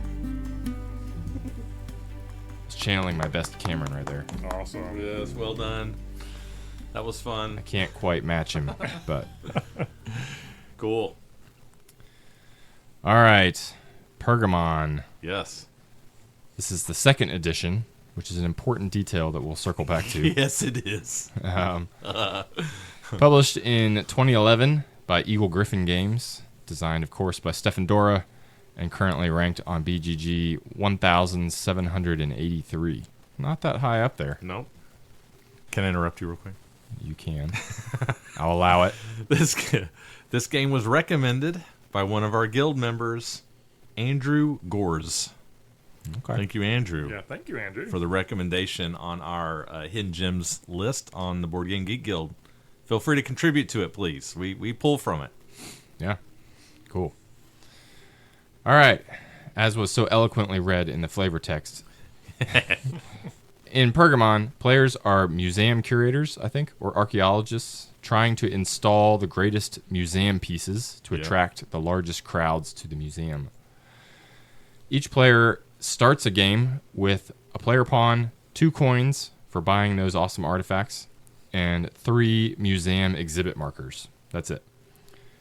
Games played over 12 rounds, each of which has 4 phases. So I'm just going to go through the phases. In the first phase, new artifact tiles are loaded into the purchasing area so that all players can see what's available for that round. And each round has a different number of tiles that come out, 7, 6, 5, and then 5 from that point on. Each artifact tile has a broken right side of an artifact on the left side of it, and a broken left side of an artifact on the right side of it. Got that? Yeah, got that straight? So basically, if you chain these tiles together from left to right, you are connecting the left halves and the right halves together to form, hopefully, complete artifacts. Think dominoes. Yeah, and it's important to note that there are 4 different types of artifacts. There's masks, bracelets, vases, and something Jugs. else. Jugs, right? So you have to match the left half with the right half. Each of those tiles also on the right-hand side has a number between 1 and 5, and on the left-hand side has a random two-digit number, right? So when you combine the 2 halves of an artifact together, you get 3 numbers together, which forms a date, Yep. BC, anywhere between 100 BC and 599 BC. Right. Yep. This is important because the age of your artifacts matters for A lot. scoring and for all kinds of stuff. So the new tiles that come out are placed into one of 5 rows based on their 1 through 5 number. So the number on the right-hand side of the tile. 1's going to the top row, 5's going to the bottom row, everything else going in between on its corresponding numbered row. So that's phase 1. In phase 2, players will do a very interesting bidding phase for both income and turn order. So across the top of the board is a track. Each space on that track has 2 things on it. There's a number of coins that you hope, and I emphasize hope, to acquire as your income or your funding for that round. These numbers increase from 0 to up to 6 as you move further away from the start of the track. And then also on each space is a list of the artifact rows that you are able to choose from if you place your pawn in that space. So some spaces you may only be able to choose from the first row, while other spaces may allow you to choose from all 5 of the rows. So before bidding, 2 funding cards will also be laid out face down, but the back of those cards shows you a range of coins that will be available for funding when they are flipped over. Yeah. So these cards are either 1 to 4 or 5 to 8 coins each. So depending on what gets flipped out, for example, if one of each of those cards was flipped out, a 1 through 4 and a 5 through 8, then the range of possible funding for that round would be 6 to 12. Right? So you know it's going to be at least 6, could be up to 12, you don't really know. Players in reverse turn order from the previous round will choose a space on the track. And then once that's done, obviously you can't choose the same space as somebody else. Once that's done, cards are flipped over, revealing the actual amount of funding that's available. And then the coins get paid out to bidders in order from the beginning of the track to the end of the track based on how much you chose to take. Yep. Right? So if only 6 coins come out and Bill placed on a 2 space and I placed on a 4 space and Chris went behind us, he gets nothing. Right. However, and this is what makes this really interesting. Yeah. Pay attention. Whoever is last on the track gets everything that's left. Yeah. So if the people earlier in turn order or earlier on the track play it safe and bid only a little bit, they will get what they bid, but the person who's at the last space will get everything else, regardless of what they bid. If the cards flip out right. Yeah. If they flip high. Or they could get screwed. Or they could get screwed, yeah. Yeah. But you could get a huge payday. So that's the second phase. In the third phase, then players may purchase artifacts from the set of rows where they've been laid out in phase 1. These purchases are resolved in bid order. So this is another thing that you're thinking about when you're bidding. Whoever is closer to the beginning of the track gets to choose what they are going to buy first. It's huge, yeah. It's a big deal. Players may only purchase from rows that are available to them based on their bid space. So remember, each bid space tells you which rows you can choose from. And you're buying the whole row. You're not pulling individuals out. When you buy the row, You can buy the whole row. You don't have to. Yeah. But everything in the row is the same, costs the same. one amount. Right. Yeah. Right. Yeah. You can buy any of the rows for the cost of the number of the row. So the 100s, that row costs 1. The 500s, that row would cost 5, and you take everything that's in the row. Yeah. It's a flat cost regardless of the number of tiles in the row. Right. You guys are making me think I'm doing a bad job. No. explaining this here. No. There's a lot of- I am There's a lot of trying interjection to going on. I don't know how I feel about it. emphasize parts of your description that I feel like need to be emphasized Right. for importance. I know. It's helping. You should feel flattered. I was listening to you. I wasn't listening to Chris. Yeah, I go to sleep and take naps while Chris does Yeah, this, so. usually. All right, so anyway, that's the third phase. And then finally, in the fourth phase, players can exhibit a display in the museum if they so choose. So an exhibit can be any length of tiles matched together as long as all the artifact halves match. The value of an exhibit is the sum of all of the 1 through 5 numbers on the completed artifacts. And every time a player exhibits, they gain 1 victory point immediately, but then they will mark their chain of tiles with one of their 3 exhibit markers and place a corresponding marker into the museum, which is Right. another space on the board. This museum has spaces numbered 1 through 24. So based on that total value of your exhibit, you place your marker on the number that corresponds to it. Every space on the track has a point value between 1 and 6, with obviously the higher numbers being worth more. When you place an exhibit, every exhibit below you on the track gets bumped down a space, right? Nobody wants to see that trash anymore. Yeah, they're not as popular anymore. And if an exhibit falls off the end of the track, all those tiles just get wiped. They get removed from the game. So that is basically how a round plays out. There are 4 scoring rounds on the track of 12. When a scoring round occurs, every exhibit that's in the museum will score points based on the space that it's at. There are a couple special tiles that give extra victory points. I'm not going to go into details of that, but players will score for those. And then in each of the scoring phases, one of the 4 types of artifacts will give bonus points to the player who has exhibited the oldest artifact of that type. Yeah. Then, importantly, at the end of a scoring phase, all of the artifacts slide down the track some number of spaces. So they all just kind of lose their luster after a scoring round. On their way out of the museum. Yep. And that is basically it. At the very end of the game, the 3 oldest artifacts in total score 3, 2, and 1 victory points respectively. And then the most victory points wins. Nice. You like how I gave you that one to do? Yeah, that was a long explanation, man. I was like, I'm not doing the rules to this one. I'm going to give it to Jason. Yeah, thanks. Appreciate that. So I think the lead-in for this one is actually pretty straightforward. Yeah. I was almost kind of gushing over it while I was explaining the rules. This bidding mechanism of choosing your income and your turn order and your available purchase spaces is really kind of the core of this game. So what were y'all's thoughts on that? Did you enjoy it as much as I did? Let's talk. Oh, Bill's going to let me go first. Oh, Jason, I'm gushing too.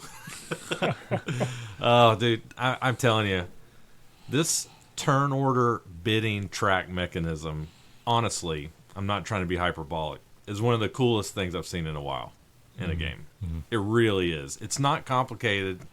It's just a cool idea because it takes this idea of bidding and turn order and then introduces something to it that I typically don't love a lot, at least not in long games. It's usually more like in a party game, and that's push your luck. There's absolutely push your luck introduced here, and you need to know that. You need to understand that what you're bidding on, you don't know exactly how. You know where you're going to land in turn order, but you don't know how much money you're going to get, and that really matters in this game because the economy is pretty tight in this game also, okay? Much like the one we mentioned last time. But I just felt like it lended itself to some really hard, great choices of, am I going to go far to the right, like really far to the right, and try to make sure that I'm first? But every spot you creep to the right, you're potentially giving your opponents more and more money. Right. And I think the most interesting spot on the whole board is the rightmost spot. So, for example, let's say that 2 cards come out, and let's say that we know the range of money is anywhere from 6 to 12 coins. The very rightmost spot gives you no money. And you might be asking yourself, well, why would you go there? Well, it's because I know I will be first this round, and there may be a lot of tiles that I know I have to have them. And that space gives you access to all 5 rows. Correct. You get whatever you need, you just get no money. That's the far left one, by the way. No, it's the far right one. All the way to the right. Yeah, the track goes back. Yeah, it runs kind of in reverse direction. Oh, I'm looking at it upside down. Yeah, that's true. Yeah, the rightmost spot. Yeah, we did realize we were like Bill was having a hard time figuring out how to match all the tiles together. He was looking at it, and we were like, "Oh yeah, you have been looking at the board upside down the entire time." So we trying to finally flipped it around the other way. But what's so great about that spot is if I go there, at minimum, I know that I'm letting Jason and Bill in a 3-player game. I think it's important to note, divide at least 6 coins between themselves and maybe up to 12. Right. So if Jason goes on the 4 spot, I'm on the 0 spot. And let's say Bill goes in the back spot and 11 coins come out. Bill just got 7 coins. Right. Which is huge, right? But I allowed that opportunity to him because I felt so strongly about going first. Yeah. So there's just this constant tension of how far right do I want to go? Do I take less money? And again, I usually don't love this in games, or do I just be like, you know what, screw it. I'm going to go in the back. I'm going to try to hit it big this round, right? I think I'm due to get a payout and just see if it shakes out for you. I just found that to be really fun, honestly. It is great in a 3-player game. Yes. It was interesting playing it in a 4-player game. Very different. Very different because it is so tight. Like, let's say you do have something that's like between 4 and 12, and you're thinking, gosh, I really got to have some coins here. I'm running short. I'm going to put it on 4 because that's feeling pretty conservative. Well, if the other 3 people take the 3 coins to the left of you, or maybe a 4 spot it's important to note that the there right are of you. multiple 4 coin spots. That's right. And there are multiple, so you might not be in the rightmost 4 coin spot. Somebody might jump in front of you, but right? the closest one. You Yeah. can feel like you're playing very conservatively, but if the other 3 people play in front of you, you could still end up with 0 coins. Yes, you could. So it is a fascinating, mental puzzle to think about what is everybody else going to do at the table when you're placing, especially when you're the first one. Because, well, actually, there's a challenge in every one of the positions. But Yeah. I found it kind of interesting is like, okay, where am I going to plant this stake where everybody else has to make their choices around on either side I of think it? you make a good point of there's that decision of where can I go here to ensure I at least get something. There's Yeah. I'm getting nothing, but going early, there's I'm risking it to hit it big, and then there's Right. I just need to get like 2 or 3. Where do I Right. go here, right? And what makes it even more interesting on top of that is the rows that are available to you, right? Because the track doesn't just go, well, the first space you get access to 1 through 5, the next space you get access to 1 through 4. Yeah. It kind of jumps around. It It's does. staggered. It goes like the first space is all 5, then the next space is only row 1, and then the next one is like rows 1 through 3, Right. and then the next one is like just rows 1 and 2. So it jumps around, which means that especially for the higher rows, if you're looking for something in rows 4 or 5, there are limited spaces that you can go that give you access to that. Yeah. And so if somebody jumps on the conservative space that gives you 1 through 5, and you really want 1 through 5, you may have to place much further to the left on Right. the track than you're comfortable doing. Which is creating So it's gaps. like, well, if I really want that, like either I need to jump to the 0 space to make sure that I get this thing first, or maybe that person just went on that space to just block me from being able to go there. Maybe I can go on the one to the right, but then I'm risking maybe not getting any money if like it comes. So there's just so much tension to this decision. Because there's times where just how it works out that some rows out there don't get purchased. So you could have a row out there that has 4 artifacts on it that's huge. I mean, picking up 4 for totally. like for $2 or $3 Yep. can just be absolutely huge. So it's a great decision making point of is it worth foregoing the money to make sure I get that row? Yep, totally. All right, well, we've gushed over the turn order bidding piece for a little bit. Let's talk about the rest of it. So the exhibiting and the purchasing of artifacts and assembling these rows and stuff. What did y'all think about that part? Yeah, I think that's a good place to go next, and I think that's really closely linked to, again, it's kind of a theme tonight, but the tightness of the economy and the money. Money can be hard to come by, especially if you come out on the short end of the stick of some of these like turn order bidding things. But you need money to get the artifacts. That's the most important thing. But money is used for other things too. And this is another thing I thought was just really clever in the design is this idea of storage. You can store tiles. It's used for the 2 things that I left out of the rules explanation. but Perfect. we can talk about it now. Okay, we'll talk about it right now. So, ideally, you would like to have a really large set of tiles because the larger it is, the more artifacts you have in there, The more resilient it is. the It more won't fall out of resilient the it museum is. too It'll fast. have a higher value, quote unquote, which will cause it to be deeper in the museum, which means it sticks around longer. And that's important because the farther you go back or the more prestigious your exhibit is, the more points it's worth every time we score, and it stays in longer, right? Because everything is moving towards the exit. It's on its way out. So storage is a nice way of holding tiles back until you acquire more tiles to put together a really big exhibit, but that costs money to do that. a lot of money. Yeah.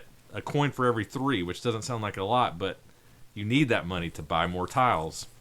And then in addition, you can polish up to 3 coins to buff up your artifacts and make them look more appealing, which also increases their point value, which causes them to, again, be deeper in the museum, to be worth more and to stick around longer. But again, you need that money to bid, right? Or you need that money to, when you place on the track to acquire the artifacts. Because the deeper, older artifacts are more expensive, and you want those because they have benefits that we'll get into later, I'm sure, maybe when we talk about cons a little bit. But they're important, right?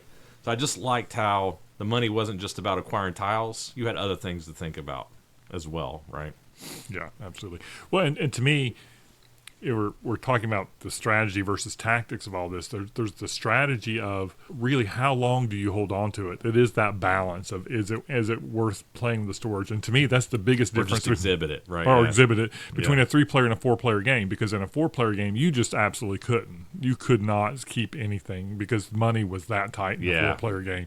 In a 3-player game, it gave you enough flexibility that I think you could make that choice of, you know what, I'm going to store this once or twice. Because the other thing it does for you is sometimes the tiles that come out don't match up. Because this is kind of a puzzle game. And so it's just kind of a matter of luck and sometimes. But And when you're doing it upside down, it's even harder.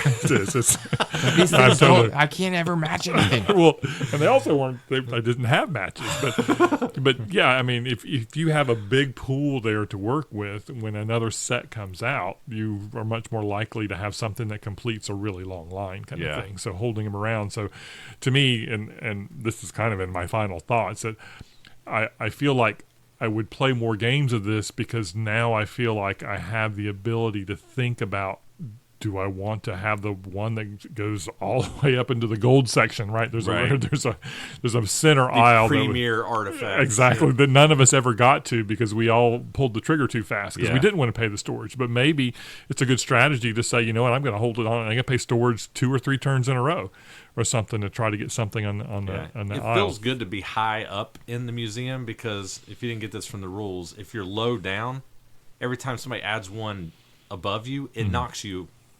It knocks you towards the exit again, right? But if you're real deep in the museum, you're kind of like you're safe in there, right? You're there for, not only that, it's a bunch of points, right? It is. Because you get, it's once you turn the corner, it's 8 or 10 points, but you forego scoring maybe once or twice, right? So that could be huge. Totally. All right. Well, I think we've covered good ground. Mm-hmm. Was there anything about this game that you didn't enjoy quite as much? I want to say one more thing about it. Yep. We haven't talked about theme. We don't have Cameron here, but I thought the theme in this was pretty cool. I think it was pretty spot on. Yeah, I would agree with you. It's unique. It's not your boring old Roman. I mean, I guess they're Roman artifacts probably somewhere in there. Greek. I don't know. What did I say in the intro? I think it was Greek. Babylonian. But yeah. I thought the theme was interesting too. It kind of drew me in a little bit. Totally agree. There was something about putting your collection together. Yeah. And then putting that little circular token in the museum, you felt like you were exhibiting it. Right. It was just really neat, and then the polishing is just kind of like a cool little touch, you know? And even the point tokens have the little patrons as customers that come in that as part of your thing. So it's all nice touches. Tickets that you're selling to the museum. Exactly. Yeah. It was very cool. All right. Go on, con man. I will say that the thing that stood out to me, and I know, Chris, you're going to mention one thing, so I'm gonna skip that for now. But I think the thing that stood out to me was and you kind of mentioned it, Bill, a little bit, is that the puzzly nature of piecing together these artifacts. There is, I think, a degree of luck here. Like Chris, you mentioned in Amazonas, the luck of the draw of the event cards, and when an event card comes out, and it might not benefit you as much as it benefits somebody else based on kind of what you prioritized at a different time. Yeah. I think a little bit of that holds true here as well, in that just because of the cadence of the game, there are going to be rounds when you're flush and there are going to be rounds when you're not. And that's just the nature of the game because the money is so tight. Like, you spent money on good tiles that were worthwhile to purchase, so you are lower in income potential than Bill, who hasn't been able to buy anything that has matched up correctly for the past couple rounds, so he just has a lot of money and he's poised to make a big purchase, right? Yep. So if it just so happens that in that round a really advantageous set of tiles gets randomly drawn out of the bag and flipped onto the board, then it's like an autoplay for Bill almost. I mean, it's maybe not an autoplay because you're foregoing money and potentially giving a lot of people other money, a lot of other people a lot of money. Sure. Yep. But in a sense, it's like an autoplay to just go on that first space. Yeah, right. Guarantee that you get those tiles because you can afford it, and like you're going to get an advantage by getting those tiles, and then you move forward, right? So it's just an example, but I feel like that dynamic plays out in big and small ways throughout this game, where it's like, oh, well, yeah, I just wasn't positioned in this particular round to be able to grab that thing, and this really advantageous thing came out, and that really benefited that person, right? Mm-hmm. In the long run, does that spoil it for me? I don't know. We'll have to wait till the final thoughts, but but it is present for sure. So yeah. Do you want to go, Bill? No, you go. Yeah. So and what you were just alluding to, we'll just go ahead and go there, because what I'm about to say goes hand in hand with what you were just saying, and that this game and the way that it scores does tend to heavily emphasize heavily emphasize old artifacts, right? At each scoring, if you have the oldest of a certain type, you can get bonus points, and then at the end of the game, whoever has the 3 oldest will get extra points. So the game is emphasizing getting really old stuff, but in my opinion, it's kind of overemphasizing it, because having an old artifact is a benefit in and of itself, because it allows you to be deeper into the museum. Yep. And then on top of that, it's adding all these other things that benefit it. And so going to what you were saying, Jason, if it just so happens that a row comes out where you have a lot of really old tiles in it, that is a golden opportunity for whoever that falls for, right? And so that can feel a little bit deflating. And so we'll just go ahead and say that in the first edition rules, the way that the tiles come out, all of the 5 tiles, the oldest tiles, will all get added to the 5 row. All the 3s. That's the second edition rules. Or second edition, I'm sorry. Yes. All in the second edition rules, all the 3s go in the 3 row, all the 2s go in the 2 row. And so you can have a round where a bunch of 5s come out and somebody's just there to swoop them up, and that can feel kind of not great. Yeah. So the first edition rules, in my opinion, this is my opinion, fix that. Or at minimum, improve it greatly. And that if you're drawing 5 tiles out, instead of all the 5s going in the 5 row and the 3s going in the 3 row, you just order them newest to oldest, and you put 1 in each row regardless of the age. So, for example, if I drew out 2 2s and 3 3s, I'd put 1 2 value in the 1 row, 1 2 value in the 2 row, and then the 3 3s I would put 1 each in the 3 4 and the 5 row. The reason I'm going into that amount of granularity, because you're probably like, what? Is if you play this game, go back and listen to what I just said, and play it like this, okay? And you can also find this in the BGG forums. It is infinitely superior to the second edition rules. Like, way better, okay? What do you think, Bill? Don't disagree with me. No, I absolutely agree. Because, I mean, well, of course, Chris won the first game because he was the one picking up the 5s. I was like a bandit. It was. But it didn't feel good either, let me tell you. But it was interesting on the, do you hold back your money? But you're right. Even if you held back your money, it would be just who happened to be first that round. Who got to be the one who got their bid first. So, yeah, there's definitely a downside to it. I do feel like the first time we played it, playing at 4-player as well with those rules, it was a painful game to play. Yes. It was just absolutely hard to get through. I feel a little more excited about this going to 3 players, just because I feel like there's so much more wiggle room to do things, to think about different ways to play with that new rule that you're talking about, where the tiles come out differently, and the fact that you can have some money to work with, that you can actually make the decision to say, I don't have to put it out this round, and it be viable. Yep. I do have one more thing about this.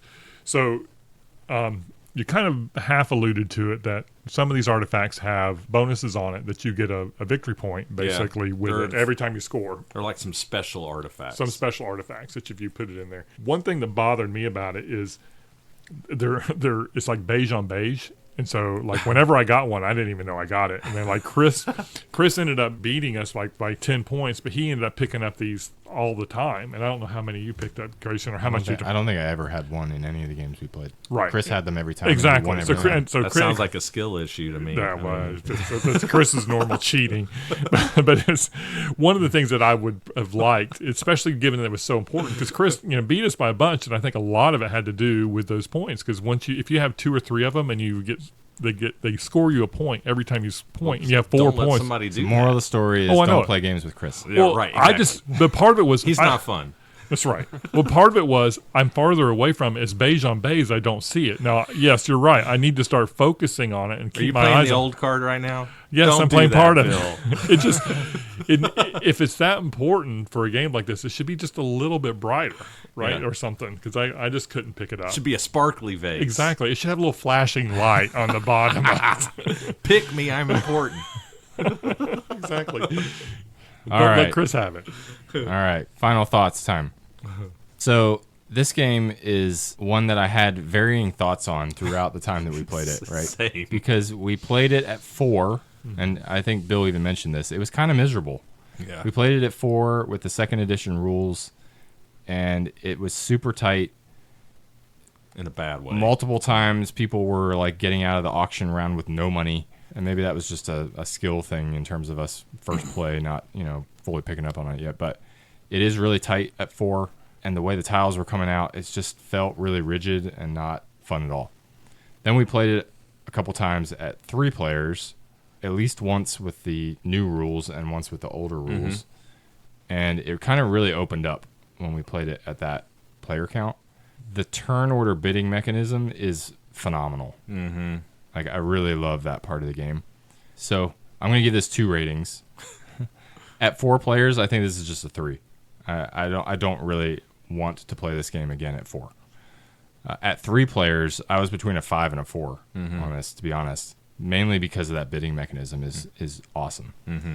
I think some of the other like rigidity problems, like the just the kind of the luck of the draw on the tiles and some of the other stuff, that funky scoring with the way the museum works and rich gets richer kind of stuff.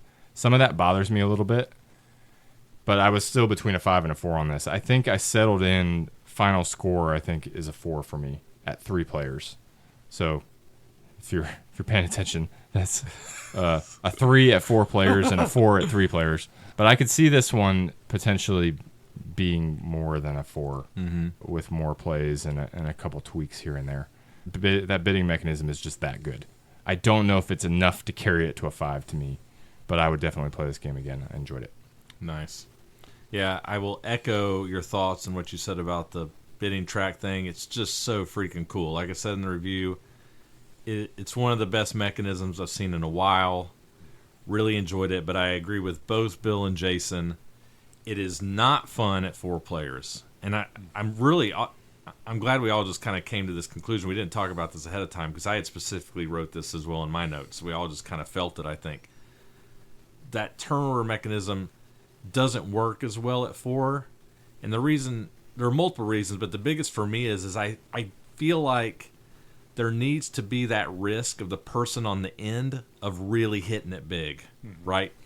To make it worth it to go there, or it affects the other people, right? As I mentioned earlier, the farther you place to the right to try to get the row you want, in a 3-player game, you are really opening the door for your opponents to get a big influx of cash. Right. And that needs to be there. In a 4-player game, you might, maybe, if you get lucky, get 4 coins in a round. In our 3-player games, sometimes people are getting 7 and 8. Mm-hmm. And I feel like that being available to you makes the game just way, way better. Mm-hmm. Okay? Yeah. So play it at 3. Okay? Do not play it at any other count. And then even at 3, with the second edition setup rules, I was at a 3 for this game. Mm-hmm. Because I just didn't like how lucky it was with the tiles coming out and people getting a lot of 5s. The first edition setup rules for how the tiles come out each round completely fixed that for me. This game went from a 3 to a 5 just with that one change. And it's a small change, but it made a world of difference for this game. This game went from frustrating to incredible with just that change. And so I think this game is awesome. 3 players, first edition tile rules. It's a 5. Fantastic. Loved it. That wouldn't be a winter glow over there, would it? Well, that helped a little bit. Yeah, you did win every time, so that definitely was the decision point between 5 and 4. This game's really good. Yeah. So, of the games that we played, I'd probably be most interested in playing this one again at 3. Like, I totally agree with a 4, because this game to me is like a 2 at 4, just because it's just painful to get through. Because the row costs don't change, and it's the same amount of money distributed amongst 4. And so, if you're going to buy at 5, he's like, you might never be able to do that, depending on turn order or just how things work out. And I do like the fact that with 3 and having more money, it just gives you opportunity for flexibility in your strategy that you just didn't have in any other way. So it's kind of funny, and I have the same sensation about the spectrum of 4s, that there's such a wide spectrum of 4, because this is such a better 4, because I'm going to give it a 4 as well, than I think Amazonas is a 4, just because I would play Amazonas again. I think I would have fun, but I'd be kind of excited about playing this one, because I think I have thoughts about how to play it, kind of thing, or things I want to try. So anyway, I think if you have a chance to pick this up, you should. And can we pick this up? Good news. There are copies available at Noble Knight, Bill. I'm shocked, Chris. I'm shocked. Hurry and get them, folks, before Bill snatches it up. So our discount code is HolidayGems24. And then there are also 25 copies on the BGG Marketplace. Again, I will emphasize that these are the 2nd edition copies mostly of Pergamon, which is fine. You can totally get that. That's the one we played with. Just play with the 1st edition rules when you place the artifact tiles out. Just want to make sure that's clear. And don't play with 4.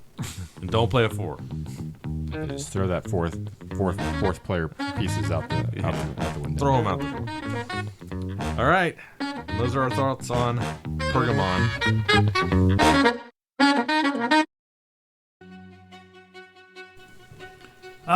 Salamanca. A delightful diversion steeped in the most exquisite artistry of strategy, patience, and fortitude. Imagine, if you will, an elegant tableau where the noble players, arrayed in rich velvet and brocade, gathered around a fine mahogany table. Upon it lies a game board of intricate design. Its squares and symbols echoing the ancient lands of Iberia, where scholars once debated under golden sun and moonlit skies. The rules of Salamanca, so simple in their explanation, yet labyrinthe in their execution, require a mind sharpened by wit, and a hand steady with purpose. Each player, like a grand maestro, seeks to outmaneuver their rivals, weaving webs of intrigue through the placing of tokens that shimmer like the mosaics. Is this from ChatGPT? ChatGPT for sure. This isn't ChatGPT. Okay, there is no flavor test for Salamanca. But this goes on. I thought it was pretty good. That was decent. It's well done. Okay, well, thank you. Bill's obsession with ChatGPT. Well, only when we don't have anything here, Chris. Let's see. You mean read what I have? I'll read what I have. No, it was great. I don't want to hear The that player voice with anymore. the doubles, the player with the most doubloons at the end of the game wins. In order to reach the aim, that's their it's flavor. lame. That was much better, Bill. That was a good job. Oh, thank you. Good job. All right. Bet you didn't see this one coming, folks. But a lot of y'all never even heard of this game. Salamanca. Published in 2006 by Zach Verlag. At the time of this recording, its BGG ranking is 9,438. Designer Stefan Dorra. Now we're in the true BGG range. We're there. All right. Brief rule summary for Salamanca. Salamanca is a game of territory building via the laying of tiles, with the players competing to become the wealthiest landowners in Spain. The game board in Salamanca consists of a 9x9 square grid where the players will be placing landscape and building tiles. The building tiles come in 3 types. So you've got yellow farms, blue castles, and red vineyards, or red wineries, I guess, or monasteries. Likewise, the landscape tiles also come in 3 colors, but while there is just one type of red landscape tile, so the vineyards, there are 2 different types of blue landscape, the forests and lakes, and 2 different types of yellow landscape, which would be like fields and farms. So before we get into the rules, I'm just going to go ahead and explain how scoring works. Okay, I think that's critical to understanding before we get into the nuts and bolts of the rules.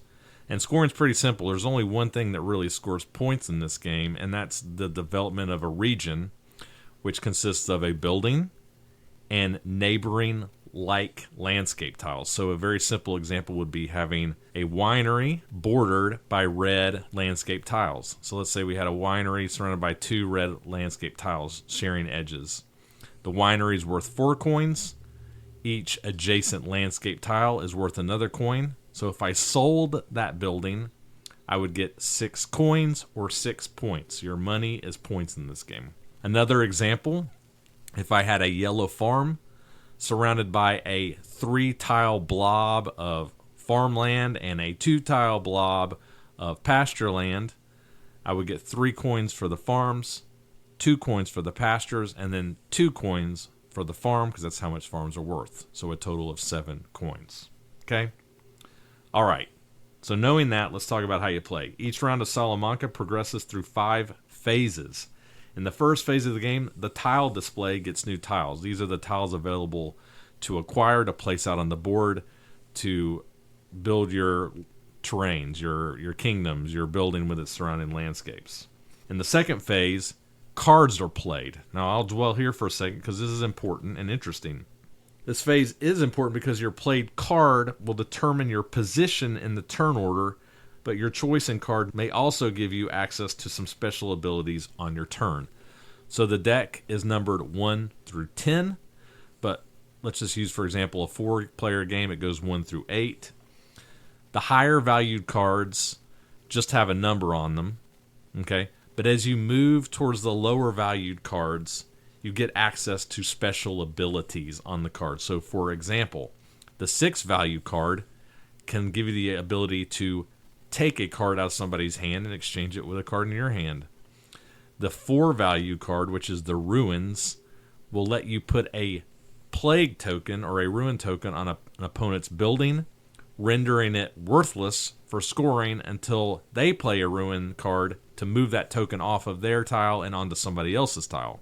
There are 3 more of these plague tokens. There's rats, locusts, and the poison bottle. So, for example, the rat token, if you place it in a landscape area, let's say you place it in a forest neighboring somebody's castle, it halves the value of all those forest tiles. So you're basically putting markers on players' territories to make their territories less valuable, which makes them worth less points when they are to sell them.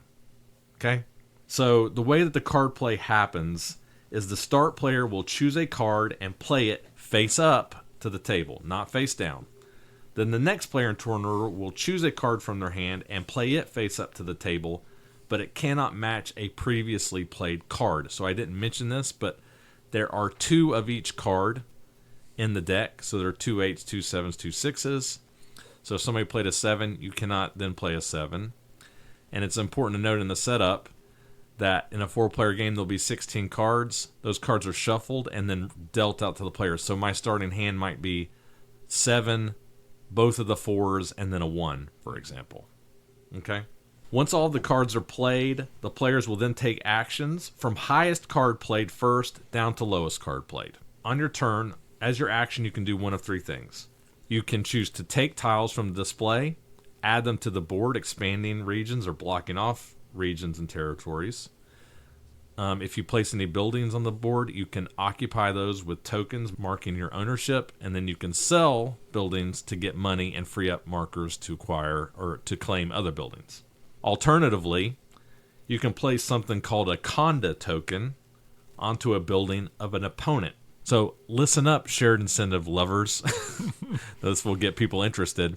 The way this works is that if you place your conda token on a building with somebody else, you're now, for all intents and purposes, kind of working together with that person, because when they sell, they will get the total value of the building plus the landscapes, but you will also score points equal to the value of the landscape. So you're kind of incentivized to help that person grow their territory because it's helping you too. It's helping them, but it's helping you get ahead of the other players at the table. Okay? So that's the way that works. And then lastly, instead of doing those two things, you can choose to execute the special action that your card allows you to do. So, for example, placing a plague token on a territory.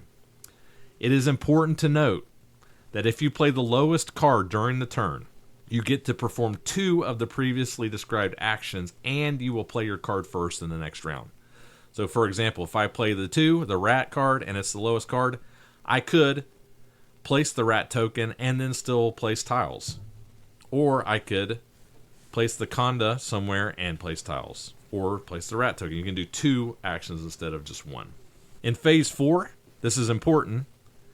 After everybody's taken their actions, the cards played this round by each of the players pass to the player on their left.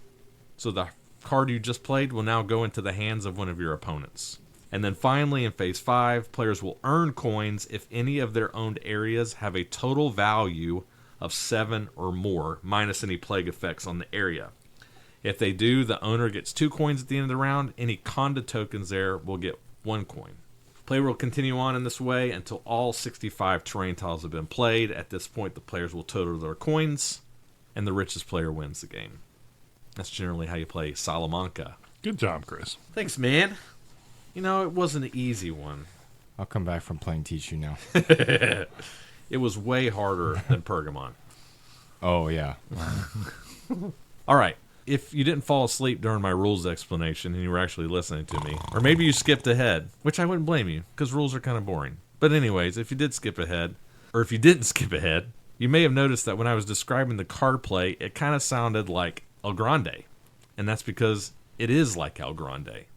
So, similarly in El Grande, if you play a higher card, you get to go earlier, but if you play lower cards, it gives you access to, in that game, cubes, but in this game, it gives you access to placing plagues and doing neat things in your turn. Okay, so there's some interesting things going on here in the card play in Salamanca and how you can affect your opponents in the board state. What do you guys think about the card play here in Salamanca? I thought it was very clever. It's a real puzzle thinking about.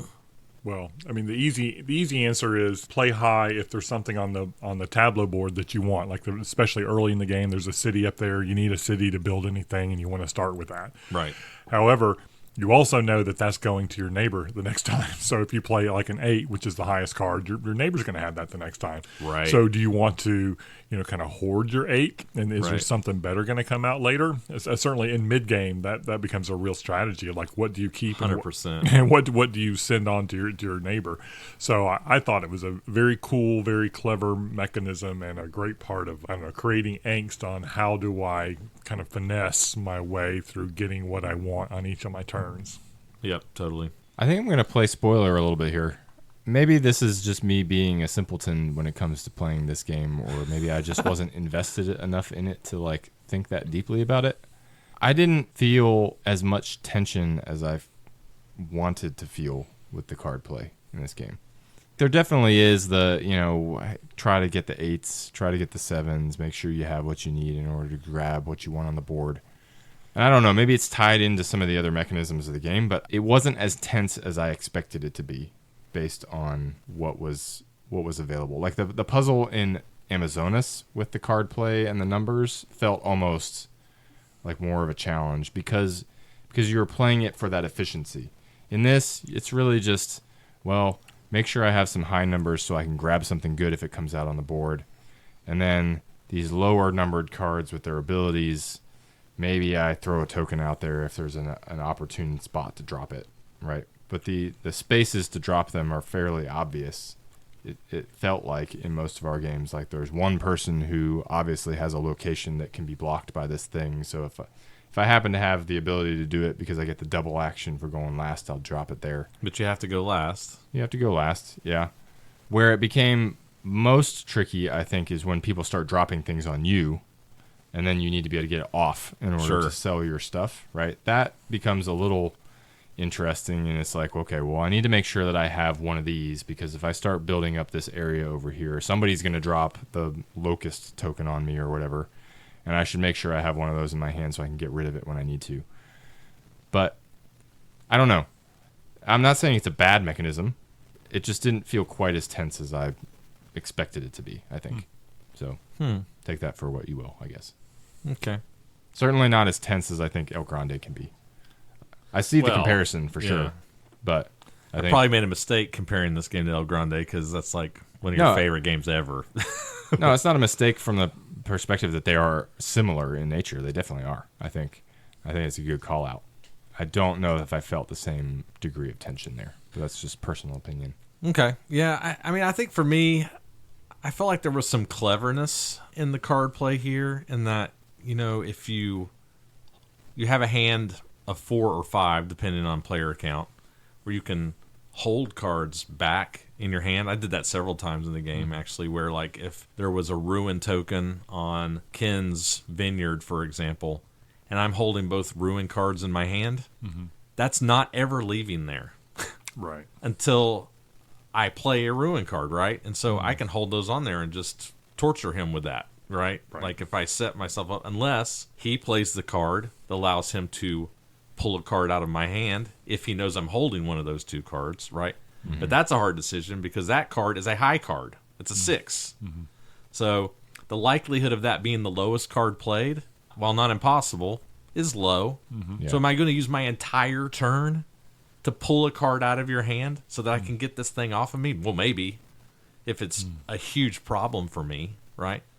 Maybe I won't, right? And so I think decisions like that, especially at the 4-player game, it's interesting how in Pergamon we were talking about how you need to play it at 3. I'm just going to go ahead and say now I think this game needs to be played at 4. Absolutely. 100%. For several reasons, but one of the reasons is what we were just discussing, in that at 4 players, well, let me back up. At 3 players, playing the 3 will probably be the lowest card. Not necessarily, but you have a better chance.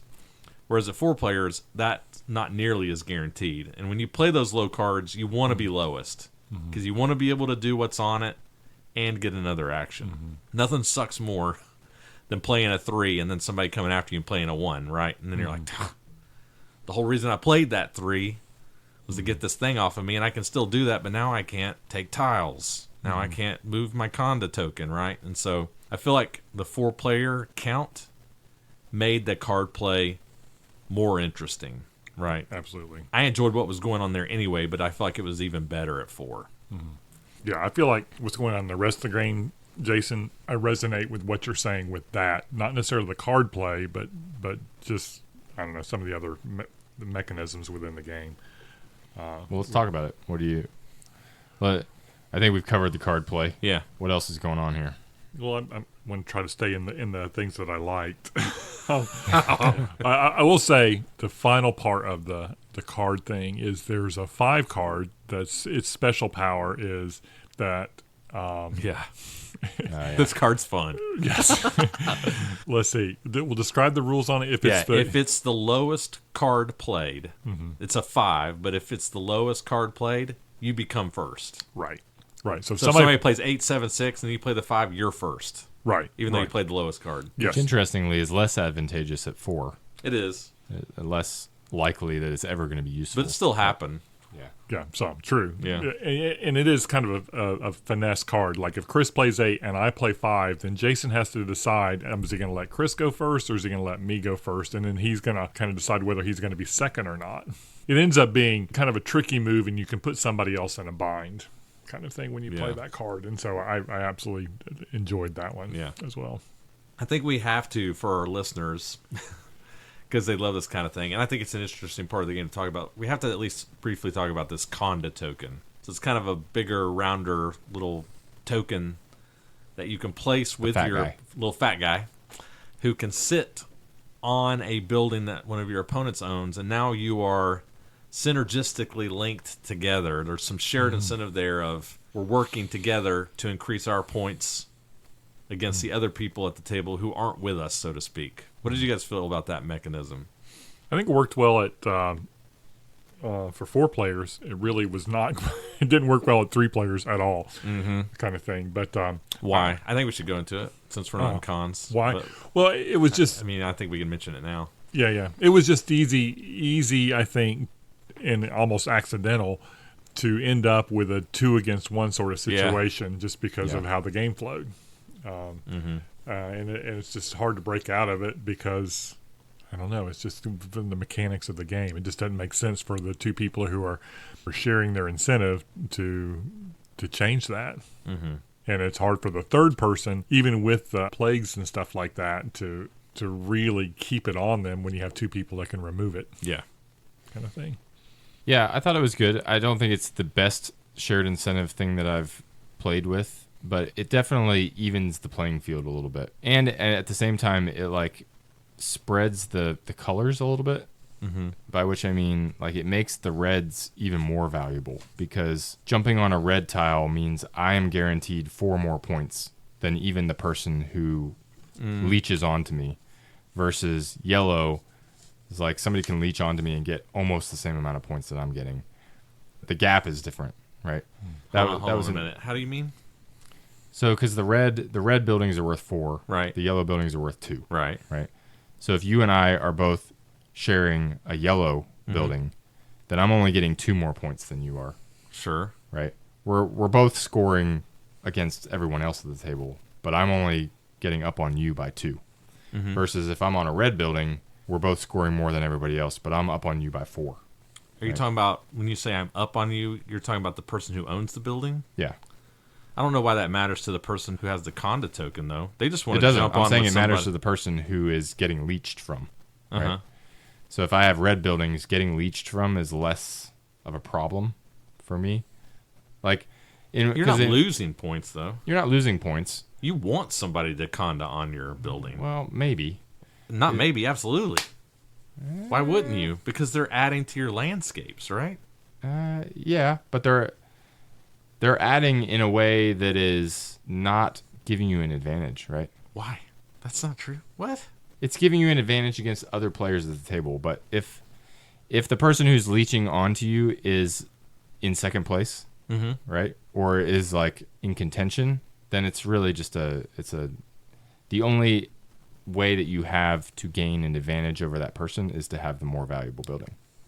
Right? I feel like that if on somebody else's turn, they're adding tiles to your territory of their own volition, regardless of where they place them, and they're making your territory more valuable, that's a good thing.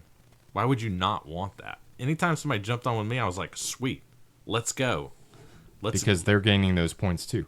Yeah, but in a 4-player game, if they're gaining them and I'm gaining them at the same rate, that's great, because we're just getting farther ahead of the other 2 people, right? Like, it doesn't matter to me that you and I are gaining at the same rate, as long as we're getting ahead of Ken and Bill, which is all that matters, right? Sure. If that makes sense.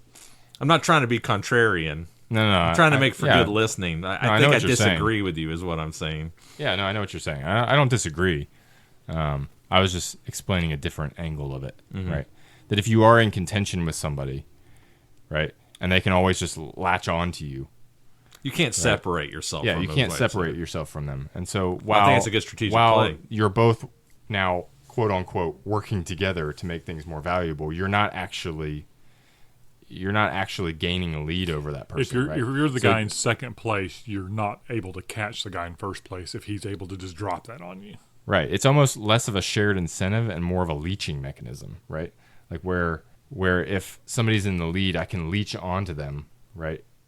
Or if I'm in contention with somebody, I can just leech from them, and now their lead is not really a lead anymore because I'm getting almost as many points as they Yeah, are. great. Right? Yeah. I mean, you jumped on there and nobody else did, right? Yeah. Like, to me, I think that's one of the decision points in this game is, like any game, on your turn, you're trying to figure out what scores me the most points now. Is it taking this pile of tiles and start doing another one of my own things on the board? Or maybe I just jump on with Jason because he's already got 3 tiles in that territory. That's at least 3 points. I will say, the rule that you discovered at the very end that we never played with because you forgot about it, which is fine, is that you can spend your turn to move your guy from one space to another. Yeah, we were playing it abandon originally where once you put your conda token down, it is locked in that location until the person who actually owns that spot sells their territory. And so, like in the first game, I paired up with Ken, and he like refused to sell his location because he was trying to like make it huge, and he like didn't sell it until the very end. And so I basically didn't get to play with that token the whole game, right? And I think we were all sort of playing that way, so I don't think they really moved around a whole lot at all that game. But in later games when we were moving them around a lot, I do think there is an additional decision point there of like, well, maybe I'm leeching off this person now, but maybe I should spend my turn to jump over and leech off this person instead. Especially if they have a lot of plagues on them. Or because they're the person who like I am closest in score to, and it would benefit me the most to like leech off of them and not from this person, right? Mm-hmm. Yeah, I thought that would be an interesting addition to it that I'd like to play with at some point. Bill, you awake over there? What do you think? I am. I don't necessarily disagree with it, but I do also agree with you, Chris, that it's kind of a strategy of the game, right? You need to find that third or fourth person that you put on that the leader's not on, so that you catch up, and you guys are partnering together. But yeah, it's the nature of the game. Yeah, I mean, there were several times on my turn I was wanting to go first just so I could jump on to somebody's building, right? Like, again, I was like, that looks like a good point scoring opportunity for me, regardless of whether that person's in last or first or whatever. I was just like, there's an opportunity to score points. Right. And what's nice about that synergistic relationship is because we're working together, if somebody puts a negative token on you, I can kick it off for you, right? Because I don't want it on you. Right. You're my opponent, but we're scoring points together right now, right? So I'm going to add tiles, you add tiles, let's make this area big. And let's score. Yeah, if anything, that person is more incentivized to get the token off because they only score for the land. Whereas, even if there's a token on me, I still score for my building. Correct. Right? Unless it's the building ruin token, I suppose. But yeah, and that leads into one more thing I wanted to mention for pros before we transition to cons. I know we're getting a little long, but I feel like I have to mention this because I think it was interesting. Is that end of round scoring, where if your territory is at least worth 7 or more, the owner scores 2 points, and the conda person, the leecher, will score a point, right? So in a way, it does incentivize you to build these larger areas, especially as a group, because you want that recurring scoring. But the trade-off of that is the larger you get, the more of a target you become, right, for these plagues, right? And so to me, I thought that was a good thing of like balancing, okay, when do we just be like, I'm spending too much time and energy and actions kicking these plagues off me. Let's just sell this and get points versus when do we sit at like size 7 or 8 and let's see if we can score 2 more points off of this round. Maybe we score it again, right? I think in our plays, actually, we were probably selling too early. I would like to play it more and try to utilize that scoring a little more, but I did like that element of the game. Do we have any other? We've talked about cons kind of throughout. Yeah, I feel like. So. Especially player count, things like that. Was there anything y'all wanted to mention before we get into final thoughts? Nah, kick us off. Yeah, just go for it. All right. Sure. Okay. Just going to list off some games here. Nefertiti, Hellas, Coop for Castle Co., Magna Graecia, Code of 9. These are the kind of games. Jason's got his eyebrow up. He's like, what are you doing? Really? These are the kind of games, it's my hot take, where I feel like we're doing a positive service for the game community, and that, we always joke that we just play bad games. That's actually not true. I feel like we've played a lot of really good games on the podcast. And I really like it when we find a game that not a lot of people know about, and we're like, this game is a hidden gem.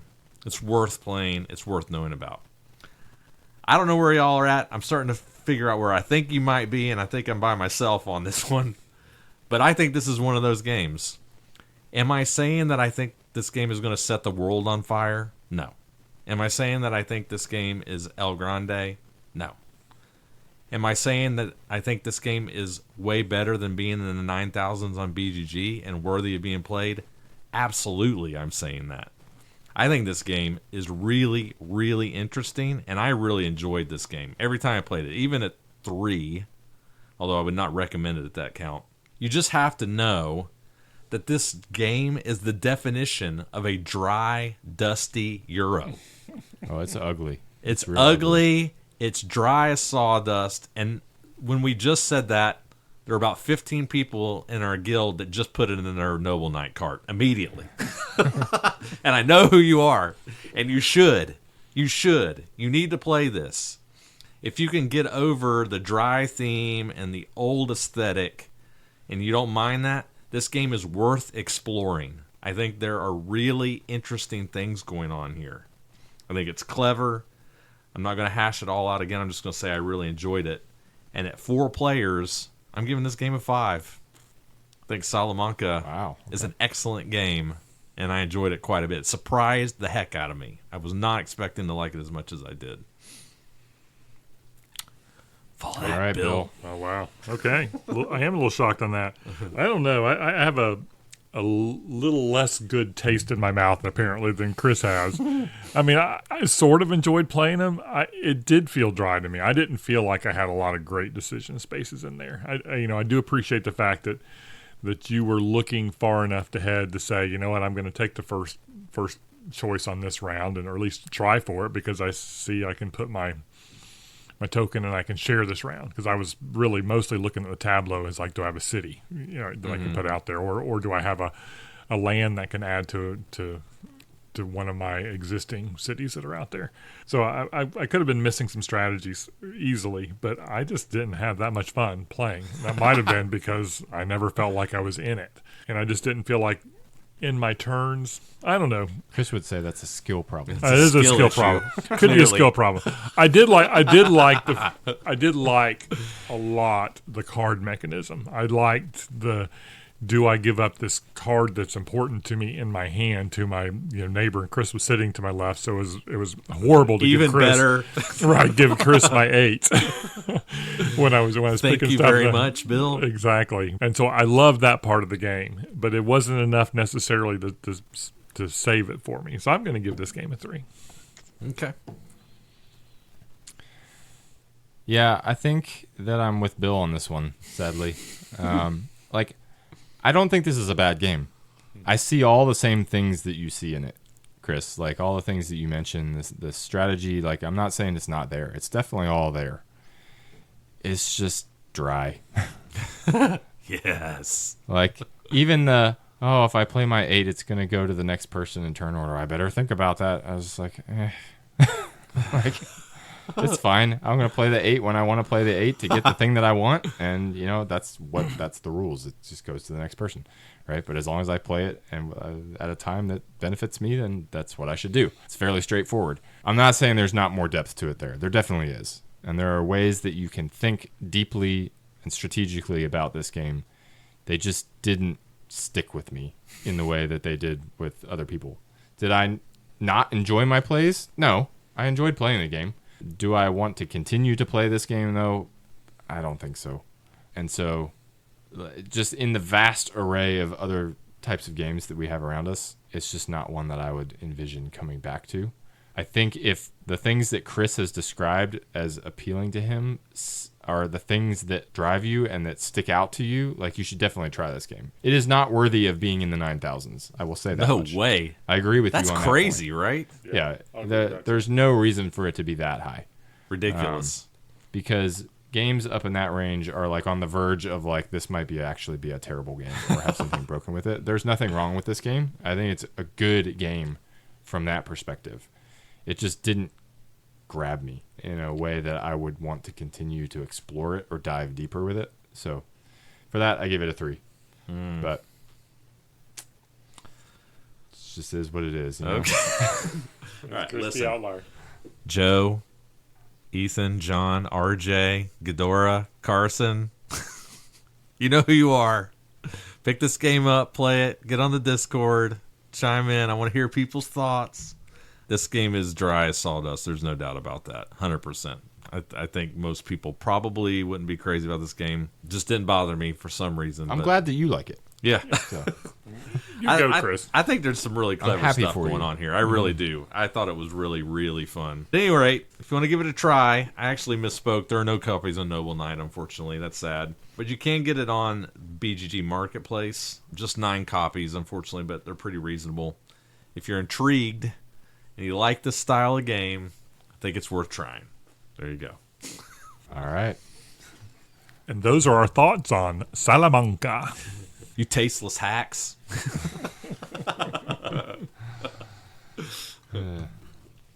All right. Well, thank you for joining us for this episode of Hidden Gems. If you like what we're doing here, please remember it is a really big help to us if you'd leave a rating or review on your podcast platform of choice and or follow us on our various social media platforms. Those simple things can make a big difference for the show's exposure so that more folks like you can enjoy exploring games with us. Check out the BGG Guild if you want to interact with us or share a game that you feel is a hidden gem. And if you're so inclined, please consider supporting the show over at patreon.com/hiddengemspodcast, where you can access and listen to all of our backstage, after dark extra content. Till next time, I'm your host, Jason. This is Chris. This is Bill. Thanks for listening. This episode of Hidden Gems, number 68, was recorded in Raleigh, North Carolina on October 15, 2024. Finally, it's autumn once again, and it's time for ghosts, ghouls, tricks, treats, and really bad Halloween skits from the Hidden Gems team. Join us for another horrific tale, terrifying Halloween trivia, Jason, and discussion of 3 spooky-themed games. Will these games leave us shrieking in terror or screaming for joy? Tune in to find out. I wrote that. I was going to say, that wasn't no. ChatGPT. Man, dude, that's poetry right there. Holy cow. Hidden Gems is produced and edited by Chris Alley, Cameron Lockey, and Jason Yanchuleff. I write my own jokes. Our Board Game Geek Guild is monitored and managed by honorary Hidden Gems team member Dorra. Our Discord channel is monitored and managed by honorary Hidden Gems team member Snoozefest. Our show's logo was illustrated by designer and artist Caitlin Nieto. Check out her work on Instagram at It's Caitlin Nieto. We would love to hear from you. Feel free to join the discussion on our many social media accounts. You can find us on Facebook at Hidden Gems Board Game Podcast, Instagram at hiddengems.podcast, and X at Hidden Gems Board. Disagree with one of our reviews? Have something you want to say about one of the games we discussed today? You can also make your voice heard on our Board Game Geek Guild at BoardGameGeek.com, Guild number 3874. Once again, thank you for joining us on Hidden Gems. Until next time, fellow gem seekers, enjoy your games and enjoy your search.